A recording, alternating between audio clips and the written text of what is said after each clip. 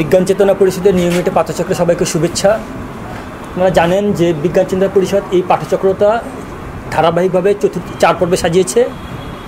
আমরা এর আগের 3টা পাঠচক্রে শুনেছি চিন্তার ইতিহাস একটি পুনঃপাঠের প্রথম পাঠচক্রটা শুনেছিলাম আর্য অনার্যের চিন্তার সংঘাত, এবং দ্বিতীয়টা আলোচনা করেছিলেন বক্তা চার্বাক দর্শনের উপর, তৃতীয় আলোচনাটা হয়েছিল বৌদ্ধ দর্শনের উপর, এবং চতুর্থ আলোচনাটা আজকেরটা হবে আমাদের বিষয়বস্তুটা ছিল আমরা আধ্যাত্মিক, তারা যুক্তিবাদী, উপনিবেশিত মনন ও আত্মপরিচয় রাজনীতি এই শিরোনামে। বক্তা যথারীতি ওই নিজার আলম, দর্শন বিভাগ, জাহাঙ্গীরনগর বিশ্ববিদ্যালয়ে অধ্যাপনা করছেন। তো আমরা সরাসরি বক্তার কাছে চলে যাব। আর এখানে শ্রোতাদের বিরুদ্ধে একটা কথা বলছি যে আমরা আলোচনা করব 1 ঘন্টার বা কিছু কম বেশি। তো আমাদের আলোচনার শেষে সম্পূরক আলোচনারও সুযোগ থাকবে এবং প্রশ্ন পর্বের সুযোগও থাকবে। তো আমরা সেভাবেই শুরু করছি, সরাসরি চলে যাচ্ছি বক্তার কাছে। বক্তা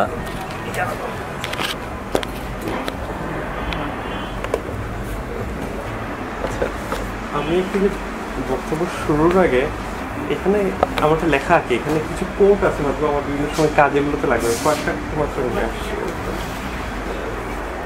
এখানে আরেকটা কপি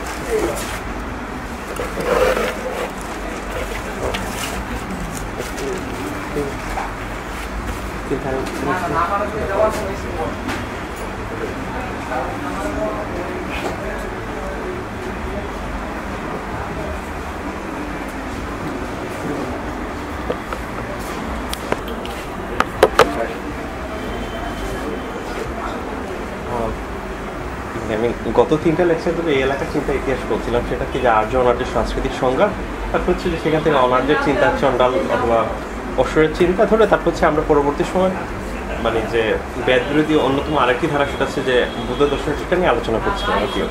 এবং সেটা মূলত কি যে ওই গত আলোচনা পর্যন্ত মূলত কি যে মানে 12 অথবা 13th সেঞ্চুরি পর্যন্ত একজন আলোচনা হয়েছে। কিন্তু আমার একটু আগের আলোচনা দেখে আর কি যে দুটা কথা আমি না বলে শুরু করতে পারছি না। একটা যেটা হচ্ছে যে আমি সম্পূর্ণরূপে দ্বিমত পোষণ করি যে এই এলাকায় মানে যুক্তিবিদ্যার চর্চা হয়নি, এই কথাটা আর কি, এবং সিস্টেমেটিক চর্চা হয়নি। এটার কারণ হচ্ছে আমার মানে ম্যাক্সিমাম লেখালেখি এবং এজেন্ডাই হচ্ছে যে এই এলাকার সুস্পষ্ট একদম যুক্তি চর্চা হয়েছে, তার স্বতন্ত্র একটা রূপ আছে, এটা নিয়ে আমার ম্যাক্সিমাম কাজে আর কি, এবং খানিকটা হচ্ছে ডেভেলপমেন্ট করার এক ধরনের প্রক্রিয়া।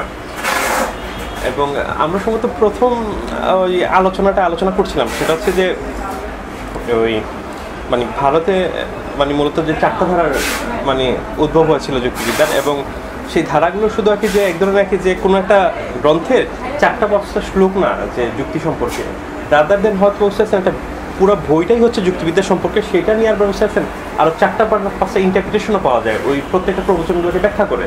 তার মানে একদম সিস্টেমটিক একদম চর্চা আছে এই এলাকায়, সুদীর্ঘ চর্চা, সেই বইগুলো আজকালকে উঠে আসছে আর কি।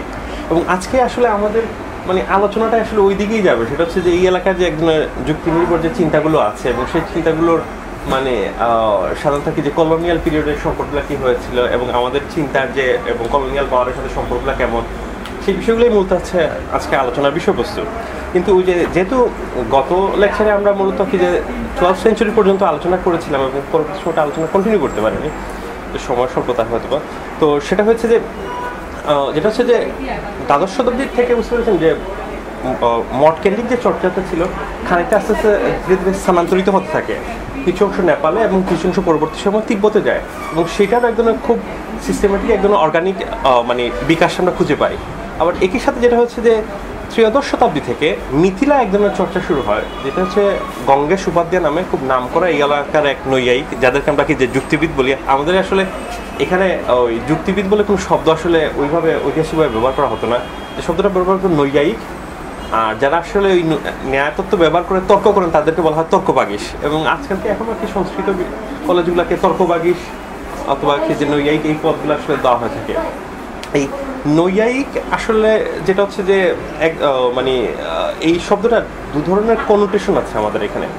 একটা কনোটেশন হচ্ছে যে একটা ধারাকে সম্পূর্ণরূপে নৈয়ায়িক বলা হয়ে থাকে, যারা হাইলি ফোকাসড অন লজিক, আর আরেকটা হচ্ছে যে সবগুলো ধারা, যেমন হচ্ছে বুদ্ধ যুক্তিবিদ্যাকে বলা হয় বুদ্ধ নৈয়ায়িক ন্যায়, অথবা জৈন ন্যায়কে বলা হয় জৈন ন্যায়। এই ন্যায় শব্দটা এইভাবে ব্যবহার করা হয়।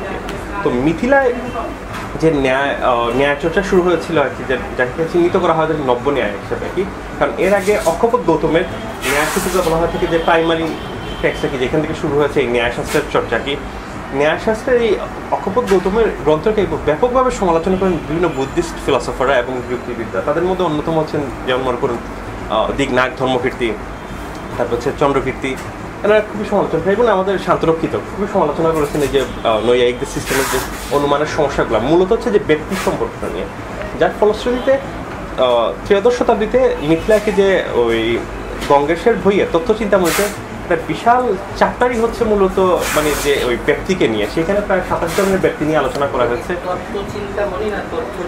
তথ্যচিন্তামণি, হ্যাঁ থিওরি মানে যে তথ্য, হ্যাঁ চিন্তা, হ্যাঁ তথ্য না থিওরি মানে ইনফরমেশন না, তথ্য চিন্তামণি। তো এই তথ্য চিন্তামণি যেটা হচ্ছে যে অনেকাংশে খুবই গুরুত্বপূর্ণ প্যারাডাইম ডিফাইনিং আমাদের এখানে টেক্সট পরবর্তী 13th সেঞ্চুরি অনওয়ার্ড। তার অন্যতম যেটা কারণ হচ্ছে সেটা হচ্ছে যে এটা একই সাথে মানে বৈদিক চিন্তার সাথে বুদ্ধের যে মানে বুদ্ধ দার্শনিকদের এবং যুক্তিবিদ্যার যে সমালোচনাগুলো আছে সেটা একদম অ্যাকোমোডেট করেছিল। যে চিন্তা পরবর্তী সময় নদিয়া এবং পাটনার চর্চাটা শুরু হয়েছে যে মানে মূলত ওই উদয়ন, তারপর হচ্ছে যে উদয়নের লেখার মধ্যে দিয়ে তারপরে গদাধর মিশ্র বলা হয়ে থাকে যে সাধারণত গদাধর মিশ্র সম্ভবত চিটাগাঙ্গের লোক। আমি তার নিশ্চিত তথ্য বলতে পারবো না। সেটা হচ্ছে যে একবার যে ঢাকা হিস্ট্রি করতে যে 1911 সালে ব্রিটিশদের অর্থায়নে ঢাকার একটা হিস্ট্রি লেখা হয় কি 2 খণ্ডের, ঢাকার বাজেট আছে, সেইখানে ওই গদাধর মিশ্রের কথা বলা ছিল। উনি কিছুকাল ঢাকা ছিলেন এবং সেখান থেকে ওইখানে গিয়েছিলেন এবং গদাধর মিশ্র কি মোটামুটি প্রমিনেন্ট তাকে রঘুনাথ শিরোমণি। এবং এই পুরো ধারাটা 13দশ শতাব্দী থেকে একদম 7ম শতাব্দী পর্যন্ত মানে এবং খুবই চর্চিত মেইন স্ট্রিম ধারা, যা মূলত বুঝতেছেন অনামবর্তের বুঝতেছেন তত্ত্ব সংগ্রহ পর্যন্ত এই পুরো মানে চর্চাটা দেখা যায় আর কি। এই এক ধরনের ইতিহাসটা আমরা পাই। এরপর যে সময় কলোনিয়াল যে পিরিয়ডটা সূত্রপাত হয়, যেটা হচ্ছে আজকে আমাদের এই আলোচনার মানে যে জায়গাটা কি, এই কলোনিয়াল মানে পিরিয়ডে দুটো গুরুত্বপূর্ণ ঘটনা যেটা হচ্ছে আমাদের এখানকার যে জ্ঞান চর্চায় একটা গুরুত্বপূর্ণ প্রভাব রেখেছে। একটা হচ্ছে এশিয়াটিক সোসাইটি এবং আরেকটা হচ্ছে যে ওই education reformation act 1935, British education reformation. এই দুটো খুব গুরুত্বপূর্ণ এই এলাকার পরবর্তী সময়কার চিন্তার বিকাশ এবং বিকাশের জন্য।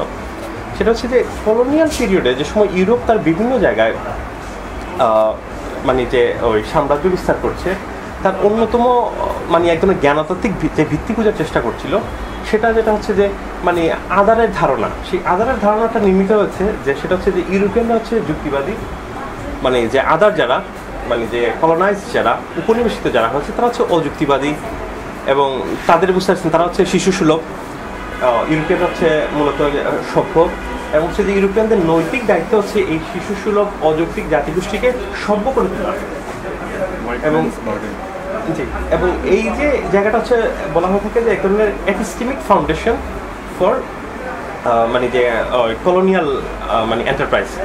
এবং এটা আমরা মূলত যে ইভেন মিলের লেখা যেরকম পাবো বর্দাকে সবার লেখার মধ্যে এই চিন্তাগুলো খুবই আগ্রহ এবং এটা খুব সুন্দরভাবে উঠে আসছে এডওয়ার্ড সাইডের ওরিয়েন্টালিজমের মধ্যে আর কি, সম্ভবত পেজ নাম্বার 40-এর দিকে আমি ওই লেখাটাতে কোট করেছি এডওয়ার্ড সাইডকে।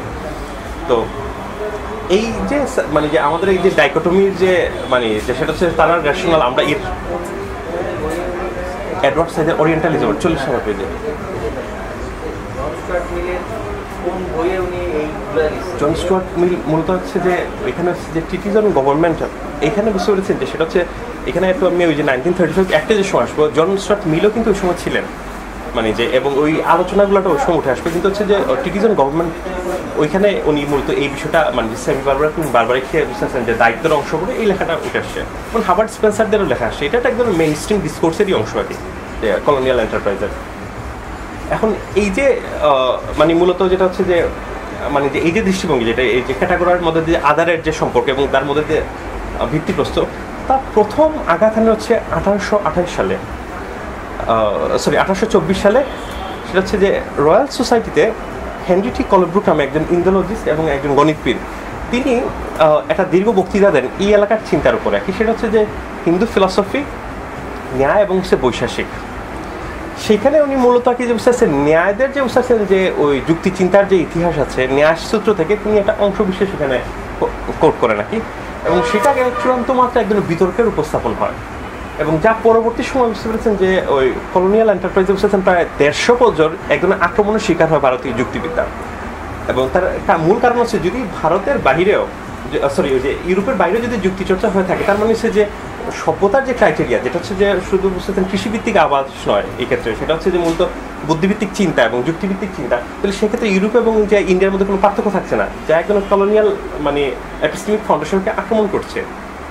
এবং যার ফলশ্রুতিতে হেনরি টি কলর বুকের এই মানে যে অংশগুলোকে চূড়ান্ত মতো সমালোচনা করা হয়, এবং এই সমালোচনার সূত্রপাত তার বিশ্বাসেন শুরুই হয় বিশ্বাসেন হেনরি টি কলর বুকের এই লেকচারটার মধ্যেই ছিল। সেটা হচ্ছে যে উনি যে সময় এই এলাকার ন্যায় দর্শনের এই অংশবিশেষকে অনুবাদ করলেন, তখন যে শব্দটা ব্যবহার করেছিলেন সেটা হচ্ছে সিলোজিজম। আমরা জানি যে সিলোজিজম শব্দের বিশ্বাস উনি বলছেন ন্যায় সিলোজিজম, যে কারণে যে কোডগুলো এই লেখাটার মধ্যে থাকে যে এই ন্যায় সিলোজিজম। এখন এই সিলোজিজম একটা খুব পার্টিকুলার কনোটেশন হচ্ছে বুঝতেছেন এরিস্টটলের একদম বিশেষ ধরনের যুক্তি চিন্তা আছে, যেটাকে আমরা সহানুমান বলে থাকি। সহানুমান ইংলিশ হচ্ছে সিলোজিজম, যার ফলশ্রুতিতে প্রথম দিকে বুঝতে পেরেছেন যে একটা টেন্ডেন্সি তৈরি হয়েছিল যে আইদার ন্যায় যুক্তিতত্ত্বটা হয় মানে যে এরিস্টটলের দ্বারা প্রভাবিত, অথবা সেটা হচ্ছে বুঝতেছেন যে তার এক ধরনের মানে যে বিকৃত, অথবা বুঝতেছেন যে অযৌক্তিক এক ধরনের বিকাশ, তাই এক ধরনের, যার ফলশ্রুতিতে যেমন হচ্ছে হ্যামিল্টন যিনি পাশ্চাত্য যুক্তিবিদ্যার ইতিহাস লিখেছেন, সেখানে খুব সংক্ষিপ্ত আকারে বুঝতেছেন ভারতের অংশটা চলে আসছে, ওনার লেখায় প্রথমেই আসে আর কি যে ভারতীয় যুক্তিবিদ্যার। সেই সময় উনি বলছেন বুঝতে পেরেছেন যে ভারতীয় যুক্তিবিদ্যা আসলে এক ধরনের ক্লামজি মানে আর্গুমেন্টেশনের ফর্ম। সেখানে প্রথম অংশে মূলত দেখা যাচ্ছে যেটা ওই মানে এরিস্টটলিয়ান ফর্মে, এবং পরের অংশ হইতেছে বুঝতেছেন এক ধরনের মানে প্রথম অংশ ডিডাকটিভ এবং পরের অংশ হচ্ছে ইন্ডাকটিভ, এই জন্য দুই ধরনের ক্লামজি ফর্ম আছে সেই ফর্মটা। এর অন্যতম যে কারণটা যেটা হচ্ছে যে ওনার সবসময় মাথায় যেটা কাজ করছে সেটা হচ্ছে যে এই ভারতীয় যুক্তিবিদ্যা মূলত এরিস্টটল থেকে আসা এবং হচ্ছে এবং সেইখানে বিকশিত।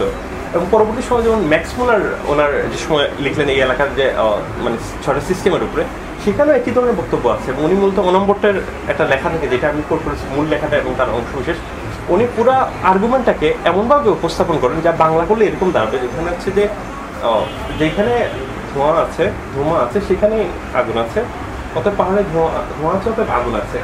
এই ধরনের ফর্মে আসলে কোনো ধরনের আর্গুমেন্টেশন ভারতীয় ইতিহাসে কোথাও খুঁজে পাওয়া যায় না, কিন্তু উনি রেফারেন্স দিচ্ছেন অনম্বরটের লেখাটা। তো আমার লেখাটাতে অনম্বরটের সেই অংশটা শ্লোকটা তুলে এনেছিলাম। অনম্বরটের অংশটা যদি অনুবাদ করা যায় কি যে সেটা অনেকটা এরকম হয় যে যেখানে ধোঁয়া আছে সেখানে মানে আগুন আছে, এবং যেহেতু মানে যে ধোঁয়া আছে কক্ষে মানে পর্বতের মধ্যে, সেখান থেকে অনুমান করা হচ্ছে যে সেখানে কি যেই সব জায়গা কোথাও ব্যবহার করা হয়নি, সেখানে হচ্ছে একজনের মানে যে যখন এবং তখন আর কি এই ধরনের একজনের কনোটেশনটা ব্যবহার করা হয়েছে। তাহলে খুব এবং এই ধরনের এই যে মানে যে আক্রমণটা তার এক ধরনের সর্বস্ব লুক খানিকটা আমরা দেখি, সেটা হচ্ছে যে যেমন মনে করুন রাধাকৃষ্ণ এবং স্ট্যাচুবস্কি লেখার মধ্যে ওনারা এক পর্যায়ে প্রায় বলেই বসলেন, সেটা হচ্ছে যে এই মানে ভারতীয় যুক্তিবিদ্যা হচ্ছে মূলত এরিস্টটলিয়ান যুক্তিবিদ্যার এক ধরনের বিকৃত মানে বিকাশ, এবং সেই বিকাশ বুঝতে পেরেছেন। এবং আমাদের এই এলাকায় চিন্তা আসলে একদমই হচ্ছে মূলত যুক্তিবাদী চিন্তা না, এটা একদম আধ্যাত্মিক চিন্তা।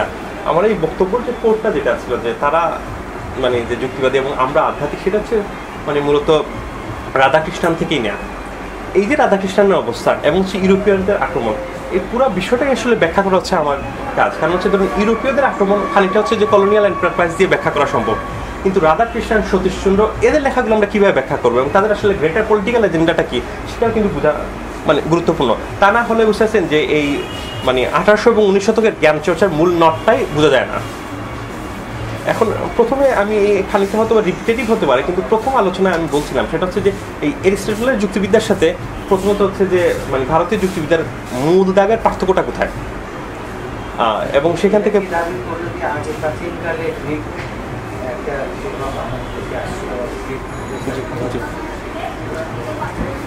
এখন ওই যেটা হয়েছে যে এরিস্টটল মানে মূলত আমরা বিভিন্ন ইতিহাসের বিভিন্ন সোর্স থেকে জেনে থাকি, সেটা হচ্ছে আনুমানিক খ্রিস্টপূর্ব 328 থেকে মানে হয়তো 324 এই নাগাদ হয়তো বুঝতে পারছেন এরিস্টটল বলছে যে আলেকজান্ডার এই অঞ্চলে আক্রমণ করেছে, এবং মানে এবং আক্রমণের সময় ধারণা করা হয় থাকে হয়তোবা যে এরিস্টটলের গ্রন্থগুলো এই অঞ্চলে এসেছে।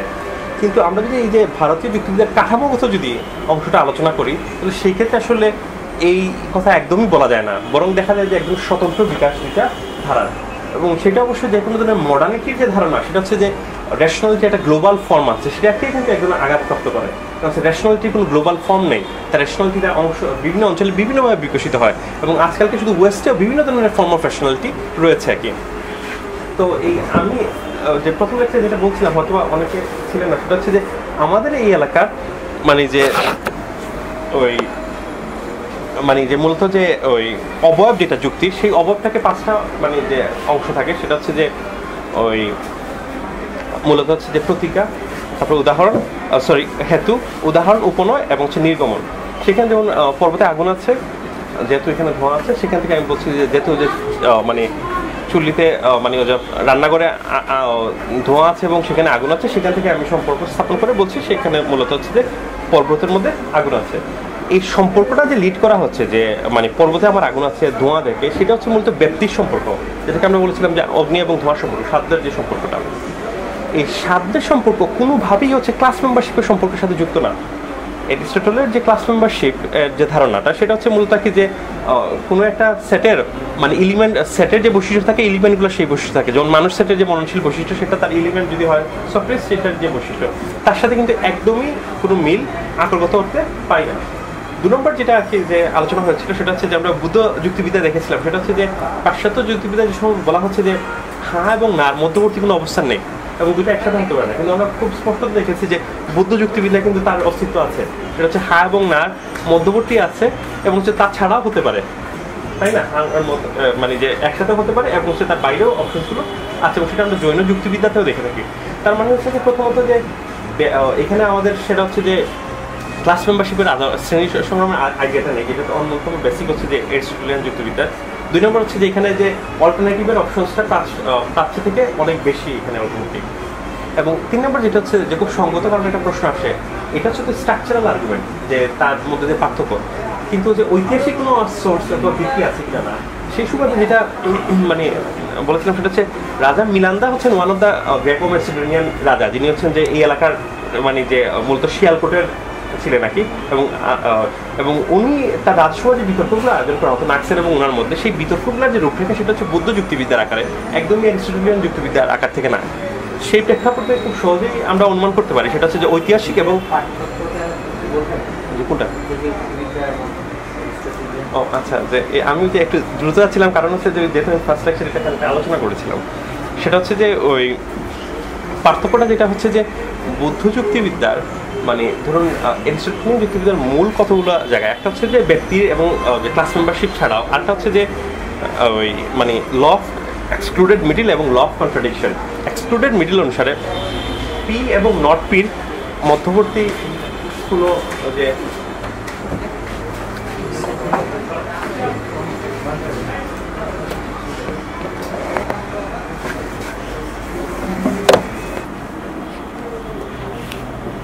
মানে না যদি হয় পি এবং না যদি হয় নট পি, তার আসলে মধ্যবর্তী কোনো স্থান নেই। এটা হচ্ছে যে মূলত যে ওই মানে প্রথম যেটা কি যে ল অফ এক্সক্লুডেড মিডল, মানে এখানে মধ্যবর্তী কোনো স্থান নেই। যেখানে আমরা বুদ্ধ যুক্তিবিদ্যা কিন্তু মানে খুব স্পষ্টত যেটা পেয়েছি, সেটা হচ্ছে যে মানে গ্লাসে পানি আছে এবং নেই, মানে যে এটা একটা অবস্থান আছে, গ্লাসে না পানি আছে না নেই, সেটাও কিন্তু একটা অবস্থান। এবং একই সাথে যেটা হয়েছে যে ওই আরেকটা অবস্থান আমরা যেটা পাই, সেটা হচ্ছে সবগুলোকে নেগেট করার মধ্যে দিয়ে। 2 নম্বর যেটা হচ্ছে যে মানে কন্ট্রাডিকশন, হ্যাঁ এবং না একসাথে অবস্থান করতে পারে না, যেটা ল অফ কন্ট্রাডিকশন।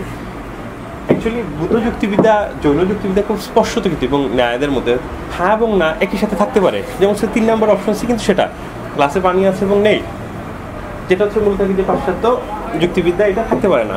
এখন প্রশ্ন হচ্ছে যে এরিস্টটলের যুক্তিবিদ্যা যদি আলেকজান্ডারের সাথে ভারতবর্ষে এসে থাকে, তাহলে গ্রেগো মেসিডোনিয়ান যে রাজারা ছিলেন তাদের রাজকোটে নিশ্চয়ই সেই মানে জ্ঞানটা চর্চা হওয়ার কথা খুব স্বাভাবিকভাবে না, এবং যদি হয়ে থাকে তাহলে খুব নিশ্চিতভাবে বলা যেতে পারে আসলে ওকে যে মানে সেটা হচ্ছে এরিস্টটলের যুক্তিবিদ্যার প্রভাব আছে, যদি আমরা স্ট্রাকচারালি দেখছি ভিন্ন।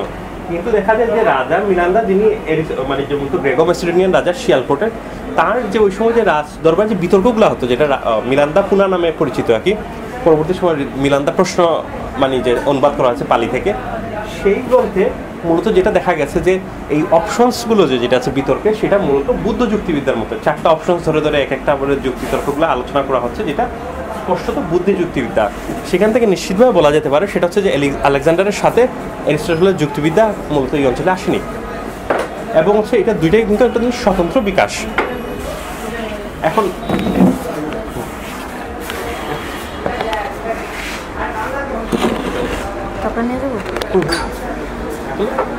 এই যে স্বতন্ত্র বিকাশ যে যার যে, তাহলে যে কেন মূলত যেটা হচ্ছে যে ওই মানে যে ওই পাশ্চাত্যের মানে ওই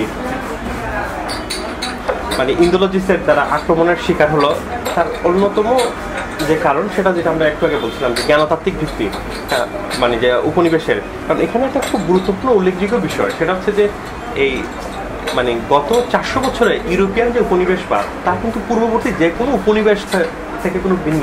যেমন অ্যাজটেকরাও কিন্তু উপনিবেশ করেছে, মানে ইজিপশিয়ানরাও বুঝতে পেরেছেন উপনিবেশ করেছে মানে আফ্রিকার বিভিন্ন এলাকাতে।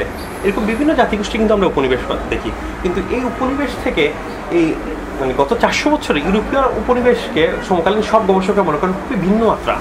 তার দুটো কারণ। একটা কারণ হচ্ছে এই উপনিবেশটা শুধু হচ্ছে যে মিলিটারি এবং হচ্ছে অর্থনৈতিক এক ধরনের কন্ট্রোল না, এর এক ধরনের মনস্তাত্ত্বিক ডাইমেনশন আছে। এবং এই বিউপনিবেশীকরণ প্রক্রিয়ায় খুব সহজে আমরা বুঝতে পেরেছেন হয়তো মানে যে কোনো একটা রাষ্ট্র বুঝতে পারছেন অথবা মানে যে এলাকা খুব সহজে হয়তো সামরিক এবং অর্থনৈতিক অবস্থা থেকে মুক্তি পেতে পারে, কিন্তু হচ্ছে যে এই মনস্তাত্ত্বিক যে উপনিবেশ সেটা থেকে কিন্তু মুক্তি পায় না সহজে। আর এই মনস্তাত্ত্বিক উপনিবেশীকরণের একটা প্রক্রিয়া আছে, সেই প্রক্রিয়াটা আসলে বুঝতে পারছেন ভারতে শুরু করেছে এশিয়াটিক সোসাইটি। এই এশিয়াটিক সোসাইটি যে কাজটা করেছে সেটা হচ্ছে যে ভারতের হিস্ট্রি মানে যে সময় তারা উপস্থাপন করার মধ্যে দিয়ে বুঝতে পারছেন এখানকার একজনের চিন্তার ইতিহাসকে একদম ফ্র্যাগমেন্টেড উপস্থাপন করার মধ্যে দিয়ে একজনের মানে যে আত্মসত্তা যেমন নির্মাণ করেছে ইউরোপিয়ান নিজেদের, একই সাথে বুঝতে পেরেছেন আমাদের এই এলাকার একজনের আত্মসত্তা এবং আত্মপরিচিতি নির্মাণ করেছে। এখন আপনার খুব সঙ্গত কারণে যেটা প্রশ্ন আসতে পারে সেটা হচ্ছে যে ইউরোপিয়ানদের থেকে কীভাবে আত্মসত্তার নির্মাণটা পরিবর্তিত হলো, মানে যে কলোনিয়ালদের সাথে এই পুরো জিনিসটা একদম খুবই ডাইলেকট্রিক্যালি চেঞ্জ হয়েছে। কলোনি যে সময় এখানে এন্টার করছে মানে তার ফলশ্রুতি যেটা হচ্ছে যে শুধু অর্থনৈতিক এবং সামাজিকভাবে নয় এবং সামরিকভাবে নয়, এটা হচ্ছে মনস্তাত্ত্বিকভাবে কলোনাইজারের একজন বুঝতেছেন যে মানে যে বুদ্ধিভিত্তিক চর্চার যেরকম এক ধরনের পরিবর্তন আসে, ঠিক ওরকম বুঝতেছেন কলোনাইজদের একজন বুদ্ধিভিত্তিক চর্চা আসে এবং এই দুজনই বুঝতেছেন আত্মসত্তার নতুনভাবে কী করে। যেমন মনে করুন ব্রিটেনরা বুঝতে পেরেছেন যে মানে এই কলোনাইজেশন প্রক্রিয়া বুঝতেছেন যেমন 17th সেঞ্চুরিতে আমরা দেখা যায় সেটা হচ্ছে যে ওই ব্রিটেন এবং ইউরোপের একটা বড় অংশ তাদের মানে দীর্ঘ ইতিহাসের সূত্রটা রোমানদের সাথে বুঝতে পেরেছেন একদম সম্পর্ক স্থাপন করার চেষ্টা করেন, যে রোমানদের সাথে এবং রোমানদের সাম্রাজ্যের সাথে এবং সেই যে এবং রোমান সংস্কৃতি একদম প্রপাগেট করা। কিন্তু পরবর্তী সময় দেখা যায় বুঝতে পারছেন যে এরিয়ান অথবা আর্য নামে একটা নতুন ধরনের কনসেপ্ট ইন্ট্রোডিউস করা হয় এবং সেই ধরনের সংস্কৃতি এবং সভ্যতার এক ধরনের কিটা করা হয়। এই যে জায়গাটা সেটা যেটা হচ্ছে যে স্ট্রিট আচ্ছা কি হচ্ছে না, আমি ওই যে ওই লেখাটাতে একটা ম্যাপ ব্যবহার করেছিলাম আসলে পুরো ওই কলোনাইজেশনের প্রক্রিয়াটা কিভাবে মানে যে মূলত কিটা করে আছে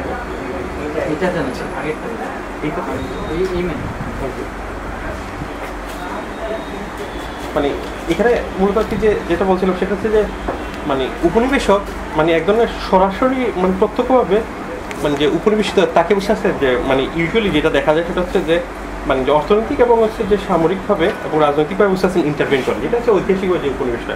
কিন্তু এই উপনিবেশে একজন ধরে বুঝতে মাত্রা যেটা হচ্ছে সেটা হচ্ছে যে উপনিবেশে একদম জ্ঞানতাত্ত্বিক প্রকল্প আছে। এই প্রকল্প বা মধ্যপ্রাচ্য হচ্ছে ওরিয়েন্টালিজম, এখানে হচ্ছে যে ইন্দোলজি এবং সেই প্রকল্পের মাধ্যমে এক ধরনের আইডিয়া তৈরি করা হয় যে আমাদের মানে আইডিয়া, এবং সেই আইডিয়াটা বুঝতে শিক্ষা প্রতিষ্ঠানের মাধ্যমে একজন ইন্ট্রোডিউস করা হয়। এই হচ্ছে পুরো প্রক্রিয়াটা। এবং এই যে এই প্রক্রিয়াটার মানে যে অন্যতম যে কারণ যেটা হয়েছিল যে এই এলাকার মানুষগুলোকে বুঝতেছেন তার ঐতিহাসিক জ্ঞান চর্চা থেকে বুঝতেছেন একজন বিচ্ছিন্ন করেছিল। এবং এই বিচ্ছিন্ন করার যে সময় ওই প্রক্রিয়াটা আসলে কি সেটা হচ্ছে যে সময় মূলত যে এশিয়াটিক সোসাইটি কার্যক্রম শুরু করে প্রথম দিকে বুঝতে পারছেন এই এলাকার মানে সংস্কৃত যে সাহিত্যগুলো আছে অথবা যে পার্সিয়ান সাহিত্য সেগুলো বুঝতে পারছেন মাধ্যমে ইতিহাস কনস্ট্রাকশন করা এবং আর্কিওলজিক্যাল সাইটগুলো থেকে। এবং একই সাথে যেটা হচ্ছে যে এই এলাকার শিক্ষা এবং শিক্ষা ব্যবস্থা এবং সাহিত্যকে প্রণোদনা করার জন্য যে সময়, যেমন মনে করুন 1813 সালে যে সময় ইস্ট ইন্ডিয়া কোম্পানি যে তার যে চার্টারটা রিনিউ করছিল যে পরবর্তী 20 বছরের জন্য, তখন একটা শর্ত দেওয়া হয়েছিল, সেটা হচ্ছে যে 1 লাখ রুপি প্রত্যেক বছর তাকে বাজেটে খরচ করতে হবে এই এলাকার ধরুন সংস্কৃত এবং আরবি সাহিত্যের পুস্তকগুলো প্রকাশ করার জন্য। কিন্তু 1835 সালে এসে পুরো বিষয়টা ভিন্ন হলো। 1835 সালে বুঝতে পেরেছেন যে এডুকেশন পলিসিতে যেটা বলা হলো সেটা হচ্ছে যে ইস্ট ইন্ডিয়া কোম্পানি এখন থেকে বুঝতে পারছে যে মানে লোকাল যে ভাষা যেটা হচ্ছে মানে মূলত মানে সংস্কৃত এবং যে আরবি ভাষার মানে সাহিত্যের জন্য কোন ধরনের অর্থ ব্যয় করবে না, মূলত যেটা করবে এখানে এক ধরনের মানে ইংলিশ ভাষাভিত্তিক এক ধরনের প্রতিষ্ঠান মানে যে করবে আর কি।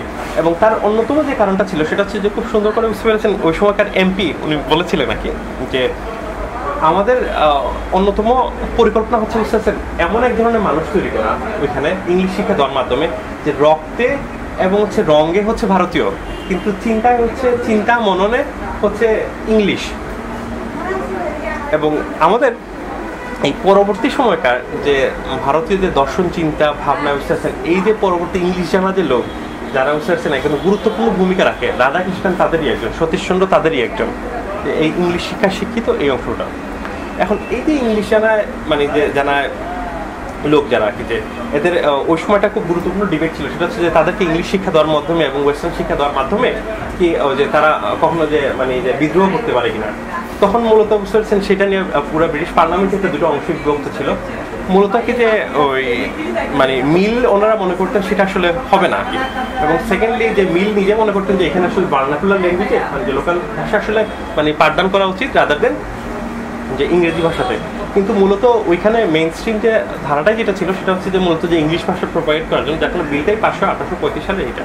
তখন যেটা হয় যে মূলত মানে যে হায়ার কোর্ট এবং অ্যাডমিনিস্ট্রেশনের ভাষা হবে ইংলিশ এবং লোয়ার কোর্ট হচ্ছে ভার্নাকুলার, এবং যার ফলশ্রুতিতে পরবর্তী সময় বুঝতে পারছেন ইংলিশ মানে যে শিক্ষাদান করার জন্য এবং যে কিছু প্রতিষ্ঠান করা হয়, যেমন 1856 সালের দিকে এসে যে ওই কলকাতা বিশ্ববিদ্যালয়, মাদ্রাজ এবং মুম্বাই বিশ্ববিদ্যালয় এবং পরবর্তী সময় যে ঢাকা বিশ্ববিদ্যালয়, দিল্লি বিশ্ববিদ্যালয় এগুলো প্রতিষ্ঠা করা হয়ে থাকে। এই বিশ্ববিদ্যালয়গুলোতে যে সময় জ্ঞানটা প্রতিষ্ঠা করা হয়ে থাকে তার যে ধরনের জ্ঞানটা মানে সিলেবাসটা বুঝতে পেরেছেন মূলত এখানে ওই ইউরোপিয়ান হিস্ট্রি, তারপর হচ্ছে ইংলিশ লিটারেচার এবং হচ্ছে ইউরোপিয়ান ফিলসফি, এবং এই পুরো দায়ভারটা দেওয়া হইতেছে প্রোটেস্ট্যান্ট যে প্রফেসরদের উপরে। কারণ হচ্ছে ওনাদের ধারণা যে এই এলাকার যে পেগানত মাহমুদান যারা বুঝতে পেরেছেন যে মূলত বুঝতেছেন যে ওই সুসভ্য নয়, তাদেরকে সভ্য করে তোলার দায়িত্ব হচ্ছে একদম মোরাল এডুকেশন দেওয়ার মধ্য দিয়ে। এবং এই যে মোরাল এডুকেশন এবং প্রোটেস্ট্যান্ট এলিমেন্টসগুলো তার বুঝতে পারছেন প্রথম যে রূপ খুঁজে পাওয়া যায় বুঝতে পারছেন এখানকার যে আদি ব্রাহ্ম সমাজ নামে দেবেন্দ্রনাথ, তারপর হচ্ছে যে ওনারা যে সংগঠনটা করেছিলেন তার মধ্যে ওনারা কিন্তু যে হিন্দু রিফরমেশন যে সময় করছিলেন, যে হিন্দু মানে এটা এই সেই রিফরমেশনের মধ্যে বুঝতে পারছেন আজকালকে সমকালীন গবেষকরা এবং সাবঅর্টান স্টাডিজ জন্য মনে করেন যে এই হিন্দুইজম এটা আসলে উৎপাদিত হয়েছে বুঝতে পারছেন এই মাটিতে কলোনিয়াল পিরিয়ডে, এবং এটা একদম কনস্ট্রাকশন যা পরবর্তী সময় এই অঞ্চলে মানে যে মূলত যে জাতীয়তাবাদের রূপান্তর লাভ করে। এবং এই পুরা যে বিষয়টা যে কেনই বা বুঝতে পারছেন হিন্দু সমাজের মানে যে অথবা যে হিন্দুত্ব ধর্মের আবির্ভাব ঘটলো এবং কেনই বা তার বিকাশ, এবং সাথে সাথে হচ্ছে যে মূলত যে এই আমাদের রাধাকৃষ্ণদের যে এই বক্তব্যটা যারা মানে ওয়েস্টের দ্বারা কর্তৃক যে মানে গঠিত বুঝতে পারছেন আদারের যে ধারণা এটা একদম বুঝতে পারছেন প্রপাগেট করার কারণটা একই সাথে ব্যাখ্যা করা সম্ভব। 1885 সালে যে সময় ওই মানে অল ইন্ডিয়া কংগ্রেস পার্টির যে প্রথম সমাবেশ হয় আর কি, সেই সমাবেশে এক ধরনের বুঝতে পারছেন যে এক ধরনের নেসেসিটি দেখা যায়। সেই নেসেসিটি হচ্ছে এক ধরনের এখানে মানে মুঘলদের সময় যদিও বুঝতে পেরেছেন যে এক ধরনের ভারতে বিভিন্ন অংশ একই সাথে মানে বুঝতে রুল করা হলেও এক ধরনের বিচ্ছিন্নতা ছিল, তাদের ভাষা বিচ্ছিন্ন, চিন্তা বিচ্ছিন্ন, ভাবনা বিচ্ছিন্ন। এবং একই সাথে বুঝতেছেন মানে বলা হয়ে থাকে যে হয়তোবা সম্রাট অশোকের সময়ই পুরো ভারত একসাথে ছিল, এর আগে কখনো বুঝতেছেন ভারত একসাথে ছিল না, একদম বিচ্ছিন্ন বিভিন্ন রাষ্ট্রগুলো। কিন্তু ভারতের যদি স্বাধীনতার প্রয়োজন হয় তাহলে একদম মানে একসাথে মুভ করাটা খুব গুরুত্বপূর্ণ, এবং তার জন্য প্রয়োজন ছিল বুঝতেছেন এক ধরনের কনস্ট্রাক্টেড আইডেন্টিটি। আর সেই কনস্ট্রাক্টেড আইডেন্টিটি হচ্ছে বুঝতে পেরেছেন মূলত এই হিন্দু জাতীয়তাবাদ। এই কনস্ট্রাক্টেড আইডেন্টিটি বুঝতে পেরেছেন যে মানে গঠনে দুটো গুরুত্বপূর্ণ এলিমেন্ট ছিল, সেটা হচ্ছে এক হচ্ছে যে ওই সময়কার সমকালীন ইন্দোনেশিয়া যারা প্রতিষ্ঠা করলেন যে ইউরোপিয়ানরা হচ্ছে মূলত মানে যে যুক্তিবাদী, আমরা হচ্ছে অযুক্তিবাদী, সেখানে রাধাকৃষ্ণনরা বললেন যে আমরা অযুক্তিবাদী শুধু না, আমরা একজন আধ্যাত্মিক, এবং যার ফলশ্রুতিতে উনি যে কাজটা করলেন সেটা হচ্ছে যে ভারতীয় দর্শনের যে ইতিহাস শেষে উনি রচনা করলেন, খুব কনসিয়াসলি উনি সতীশচন্দ্র সবাই যেটা করলেন যে এখানে ভাববাদী এক ধরনের ছোঁয়া দিলেন, যে ছোঁয়াটা হয়তো বা ঐতিহাসিকভাবে মানে সত্য নয়। এবং মানে সমকালীন অনেক গবেষক যেমন দিয়া কৃষ্ণা, ওনারা মনে করেন সেটা হচ্ছে যে ওই কলোনিয়াল পিরিয়ডে রাধাকৃষ্ণ এবং সতীশচন্দ্ররা যারা ইংলিশ ভাষায় ফিলসফি লিখেছে নাকি, এরা কেউই আসলে উস্তাদ এই এলাকার ফিলসফিটা একদমই বুঝে নিননি, বরং উস্তাদ একজন পলিটিক্যাল কনস্ট্রাকশন করেছেন ফিলসফি। এবং সেটা খুব বোঝা যায় উস্তাদ যেমন রাধাকৃষ্ণ, সেটা হচ্ছে উনি অদ্ভুতভাবে তার লেখাগুলোর মধ্যে দেখা যায় যে ওই চারবাগদের বস্তুবাদী এলিমেন্টসগুলোকে একজনের আক্রমণ করেছেন, বাদ দেওয়ার একজন প্রবণতা ছিল। এবং আমি বলেছিলাম যে সতীশচন্দ্র নিজেই বলেছেন যে চারবাগ চিন্তা আসলে এই এলাকার নাম মূলত মধ্যপ্রাচ্য থেকে আসা। তারপর হচ্ছে একই সাথে যেটা করেছে যে বুদ্ধিজীবীর যে অংশটা যুক্তি নির্ভর, সেটাকে একদম আধ্যাত্মিক অন্তর প্রবণতা হয়েছে, যার ফলশ্রুতিতে যেটা হলো যে আমাদের এই এলাকায় যে দীর্ঘ যে যুক্তিচর্চার যে একটা ইতিহাস আছে, সেই ইতিহাস থেকে পুরো সম্পূর্ণ রকমের বিচ্ছিন্ন করে একদম ভাববাদী ধারার একদম ইন্ট্রোডিউস করা হলো, মানে পুরো ফিলসফিটাকে। এবং একই ধরনের এলিমেন্টটা যেমন আপনি পাবেন বিবেকানন্দর চিন্তার মধ্যে আর কি, অথবা অরবিন্দর চিন্তার মধ্যে। এই বিবেকানন্দ এবং অরবিন্দ যে সংস্কৃতি ভারতের যে এবং জাতীয়তাবাদ এবং ভাববাদী টোনটার কথা বলছেন, ওরা আসলে যে কোনো ধরনের ভারতীয় ধারার কথা বলছেন না, ওনারা একদম ফিরে যাওয়ার চেষ্টা করছেন বেদে। কিন্তু সেই বেদে ওনারা পুরোপুরি পুনরূপে ফিরে যাচ্ছেন না, কারণ বেদে যেমন সে আত্মার ধারণা নেই, বেদের পুনর্জন্মের মানে প্রথম দিকে বেদের কিন্তু পুনর্জন্মের ধারণা নেই, একই বেদের পরবর্তী সময় পরিষদগুলোতে এসেছে। কিন্তু ওনারা যেটা করলেন বুঝতে পারছেন যে হিন্দু যে সময় কনস্ট্রাকশনটা করা হলো এখানে, তখন অথবা ব্রাহ্ম আদি সমাজের ধারণাটা হিন্দুত্ব রিফরমেশনের সময় ইন্ট্রোডিউসটা যেটা করা হলো সেটা হচ্ছে বুঝতে পারছেন যে এক ঈশ্বরবাদ, একই সাথে যেটা মানে প্রপাগেট করা হলো সেটা হচ্ছে যে ওই মানে যে আত্মা ধারণা, যেটা আবার হয়তো বা, এবং একই সাথে যেটা প্রপাগেট করা হলো সেটা হচ্ছে যে পরজন্মবাদ। কি এক ধরনের খুব ক্লিয়ারলি মানে যে শিফটিং এবং কিটা করা। একই সাথে যেটা হলো যে এই অঞ্চলে যে দীর্ঘকালের যে মানে যে বেদান্ত দর্শনের বুদ্ধ মানে যে যে একটা চর্চা হয়ে আসছিল যে এই এলাকায়, সেই বেদান্ত দর্শন নিয়ে যে সময় ধরুন মানে অরবিন্দ অথবা বিবেকানন্দ আলোচনা করছেন, আসলে এই বেদান্ত দর্শন আর বেদান্ত থাকলো না। অদ্ভুতভাবে এটা বুঝতে পেরেছেন যে ওনারা অনেকেই ওই সময়কার যে কলোনিয়াল পিরিয়ডে যারা এখানে ইংলিশ ভাষার ফিলসফি